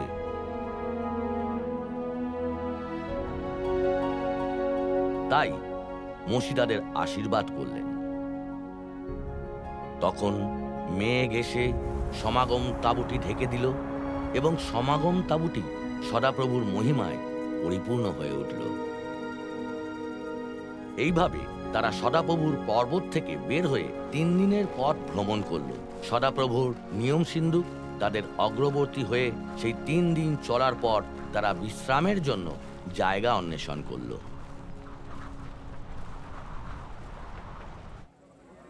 সদাপ্রভু মোশিকে বললেন, আমি ইসরায়েলীদের যে দেশ দিতে চাই সেই কনানের ভূমি নিরীক্ষণ করতে কয়েকজন ব্যক্তিকে পাঠাও। প্রত্যেক পিতৃগোষ্ঠীর নেতৃবৃন্দ থেকে একজন করে পাঠাও।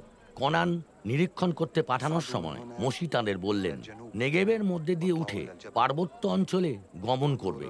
লক্ষ্য করবে সেই দেশ কি রকম, সেখানকার লোকেরা দুর্বল না শক্তিশালী, তারা সংখ্যায় অল্প না বেশি, মাটি বা কি রকম, উর্বর না অনুর্বর, বৃক্ষ সমন্বিত না বৃক্ষবিহীন।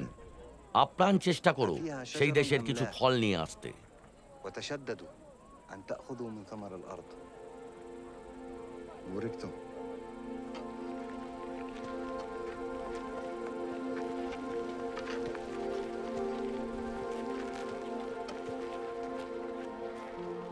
40 দিনের শেষে তারা দেশ নিরীক্ষণ করে ফিরে এলেন। পারন প্রান্তরে কাদেশে তারা মোশি, হারন এবং সমস্ত ইসরায়েলের কাছে ফিরে এলেন। সেখানে তারা তাদের এবং সমস্ত সম্প্রদায়কে দেশ নিরীক্ষণের বিশদ বিবরণ দিলেন ও সেই দেশের ফল তাদের দেখালেন। তারা মোশিকে বর্ণনা দিয়ে বললেন, আপনি যে দেশে আমাদের পাঠিয়েছিলেন আমরা সেখানে গিয়েছিলাম। সেই দেশ অবশ্যই দুধ ও মধু প্রবাহী। এই ফলগুলি সেই দেশের। তখন কালেব মোশির সামনে তাদের শান্ত করে বলল, আমাদের উচিত উঠে গিয়ে সেই দেশ অধিকার করা, কারণ সেই শক্তি আমাদের অবশ্যই আছে। যে ব্যক্তিরা তার সঙ্গে গিয়েছিলেন তারা বললেন, আমরা ওই ব্যক্তিদের আক্রমণ করতে পারি না, তারা আমাদের থেকেও বেশি শক্তিশালী। তারা যে দেশ নিরীক্ষণ করে এসেছিলেন সেই দেশ সম্পর্কে ইসরায়েলদের মধ্যে বিরূপ সংবাদ ছড়ালো। তারা বললেন, যে দেশ আমরা নিরীক্ষণ করেছি সেই দেশ নিজের অধিবাসীদের গ্রাস করে। যে সমস্ত লোককে সেখানে আমরা দেখেছি তারা সবাই বৃহদাকার।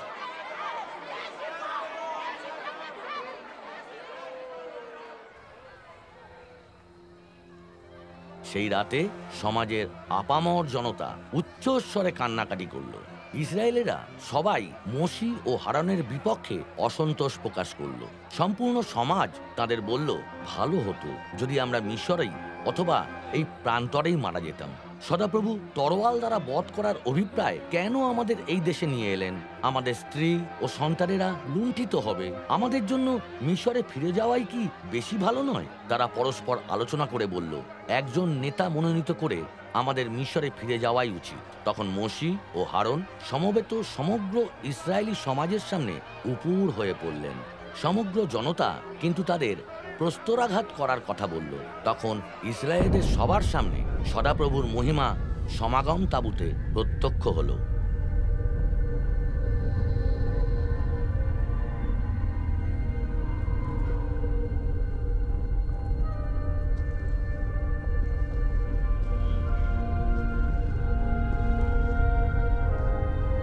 সদাপ্রভু মোশিকে বললেন, কত কাল এই লোকেরা আমার অবমাননা করবে? তাদের মধ্যে আমার সমস্ত অলৌকিক চিহ্ন কার্য প্রদর্শিত হওয়া সত্ত্বেও কত কাল তারা আমাকে বিশ্বাস করতে অস্বীকার করবে? আমি তাদের মহামারীর মাধ্যমে আঘাত করে ধ্বংস করব এবং তোমাকে এক মহত্তর ও তাদের অপেক্ষাও শক্তিধর জাতিতে পরিণত করব। মোশি সদাপ্রভুকে বললেন, যখন মিশরীয়রা এই কথা শুনতে পাবে তোমরা শক্তি বলে এই লোকদেরকে তুমি তাদের মধ্য থেকে বের করে নিয়ে এসেছিলে, যদি তুমি এদের সবাইকে একসঙ্গে বিনাশ করো, কাউকে জীবিত না রাখো, তাহলে যে জাতিসমূহ তোমার সম্পর্কে এই সমস্ত কথা শুনেছে তারা বলবে, সদাপ্রভু শপথ করে যে দেশ এই জাতিকে দেওয়ার প্রতিজ্ঞা করেছিলেন তা দিতে সক্ষম হলেন না, তাই তিনি প্রান্তরে তাদের বধ করলেন। তোমার মহান প্রেমবশত লোকেদের পাপ মার্জনা করো, ঠিক যেরকম ভাবে মিশর পরিত্যাগ করার সময় থেকে এ পর্যন্ত তাদের মার্জনা করে এসেছ। সদাপ্রভু উত্তর দিলেন, তুমি যেমন চেয়েছ আমি তাদের ক্ষমা করেছি।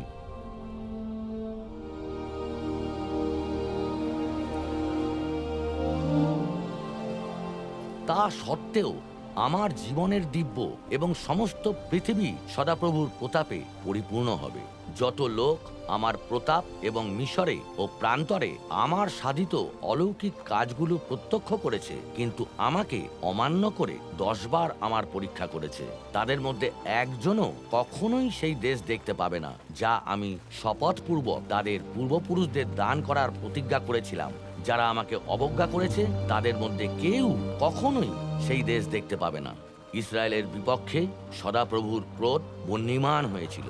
তিনি 40 বছর তাদের প্রান্তরে পরিভ্রমণ করিয়েছিলেন, যতদিন না সেই সম্পূর্ণ প্রজন্ম যারা তার দৃষ্টিতে কুকাজ করেছিল মারা গেল। সদাপ্রভু ইসরায়েলের সম্বন্ধে মোশিকে যেসব নির্দেশ দিয়েছিলেন তা তিনি 40তম বছরের 11 মাসের প্রথম দিনে তাদের কাছে প্রকাশ করেছিলেন। হে ইসরায়েল, শোনো, আমাদের ঈশ্বর সদাপ্রভু একই প্রভু।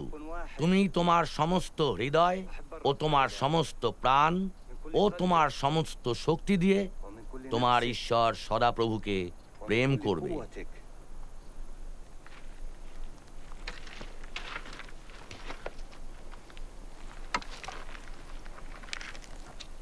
মনে করে দেখো, তোমাদের ঈশ্বর সদাপ্রভু এই 40টি বছর প্রান্তরের মধ্যে দিয়ে কিভাবে সব দিকে তোমাদের চালিয়ে এনেছেন।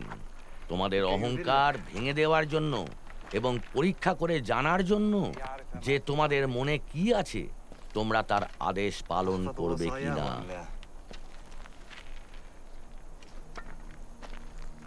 তোমরা তোমাদের ঈশ্বর সদাপ্রভুর আদেশ পালন করবে, তার পথে চলবে এবং তাকে ভক্তি করবে, কেননা তোমাদের ঈশ্বর সদাপ্রভু তোমাদের মনোরম দেশে নিয়ে যাচ্ছেন, যে দেশে রয়েছে উপত্যকা ও পাহাড় থেকে বয়ে চলা নদী, ফোয়ারা আর মাটির তলার জল।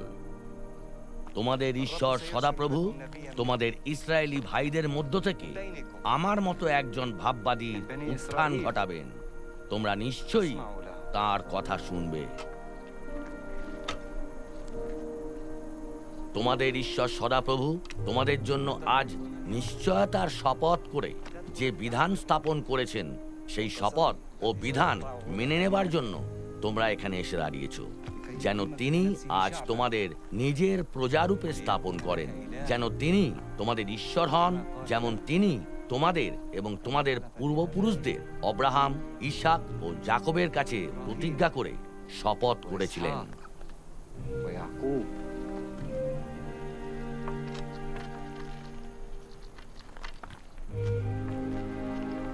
এজন্য আজ আমি তোমাদের এই আদেশ দিচ্ছি যে তোমরা তোমাদের ঈশ্বর সদাপ্রভুকে ভালোবাসো, তার পথে বাধ্য হয়ে চলো এবং তার আজ্ঞা, অনুশাসন ও বিধান পালন করো।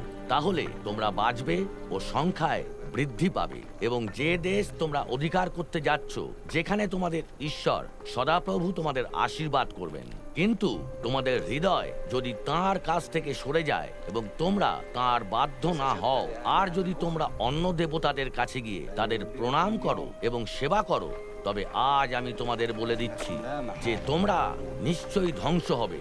জর্ডন নদী পার হয়ে যে দেশ তোমরা অধিকার করতে যাচ্ছ, সেখানে তোমরা বেশি দিন বেঁচে থাকতে পারবে না। আমার বয়স এখন 120 বছর এবং আমি আর তোমাদের পরিচালনা করতে পারছি না। সদাপ্রভু আমাকে বলেছেন, তুমি জর্ডন পার হতে পারবে না।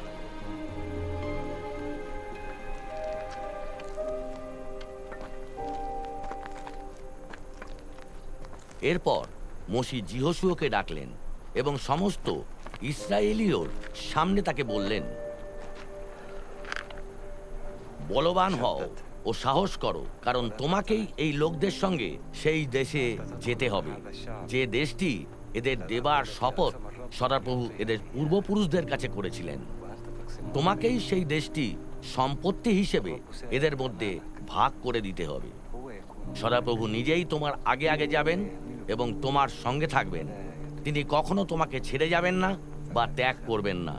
তুমি ভয় পেও না, নিরাশ হয়েও না।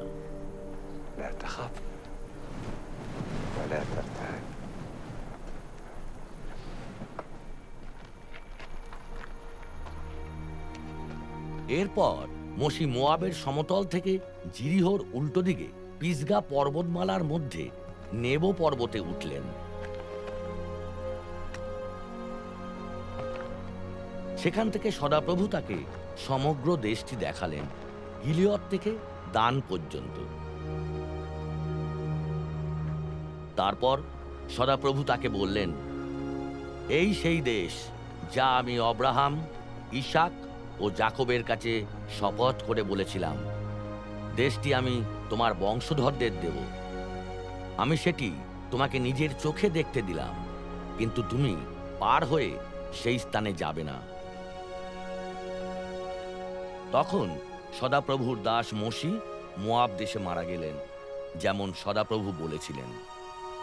মোয়াব দেশের বেথ পিওরের সামনের উপত্যকাতে সদাপ্রভুই তাঁকে কবর দিলেন, কিন্তু তার কবরটি যে কোথায় তা আজ পর্যন্ত কেউ জানে না। আজও পর্যন্ত ইসরায়েলীদের মধ্যে মোশির মতো আর কোনো ভাববাদী জন্মাননি, যার সঙ্গে সদাপ্রভু বন্ধুর মতো সামনাসামনি কথা বলতেন, যিনি সেই সব চিহ্ন ও আশ্চর্য কাজ করেছিলেন যেগুলি সদাপ্রভু তাঁকে দিয়ে করাবার জন্য মিশরে পাঠিয়েছিলেন। ফরৌনের ও তার কর্মচারীদের এবং তার সমস্ত দেশের কাছে, কেননা কেউ এমন পরাক্রম কিংবা ভয়ঙ্কর কাজ করেনি যা মসিহ সমস্ত ইসরায়েলের সামনে করেছিলেন।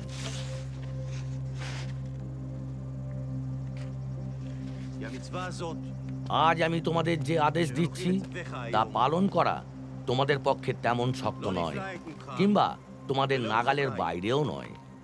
না, সেই বাক্য তোমাদের খুব কাছেই আছে, তা তোমাদের মুখে ও তোমাদের হৃদয়ে রয়েছে, যেন তোমরা তা পালন করতে পারো। তোমাদের বিরুদ্ধে মহাকাশ ও পৃথিবীকে সাক্ষী রেখে আমি আজ বলছি যে আমি তোমাদের সামনে জীবন ও মৃত্যু, আশীর্বাদ ও অভিশাপ রাখছি। এখন তোমরা জীবন বেছে নাও, যেন তোমরা ও তোমাদের সন্তানেরা বেঁচে থাকো।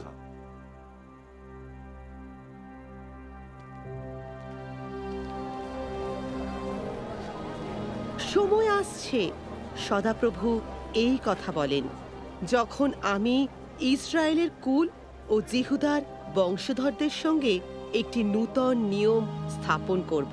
সেই সময়ের পরে আমি ইসরায়েল কুলের সঙ্গে এই নিয়ম স্থাপন করব। সদাপ্রভু এই কথা বলেন, আমি তাদের মনে আমার বিধান দেব এবং তাদের হৃদয়ে তা লিখে দেব। আমি তাদের ঈশ্বর হব আর তারা আমার প্রজা হবে। এভাবে অব্রাহাম থেকে দাউদ পর্যন্ত মোট 14 পুরুষ, দাউদ থেকে ব্যাবিলনে নির্বাসন যাওয়া পর্যন্ত 14 পুরুষ এবং ব্যাবিলনে নির্বাসন থেকে খ্রিস্ট পর্যন্ত 14 পুরুষ।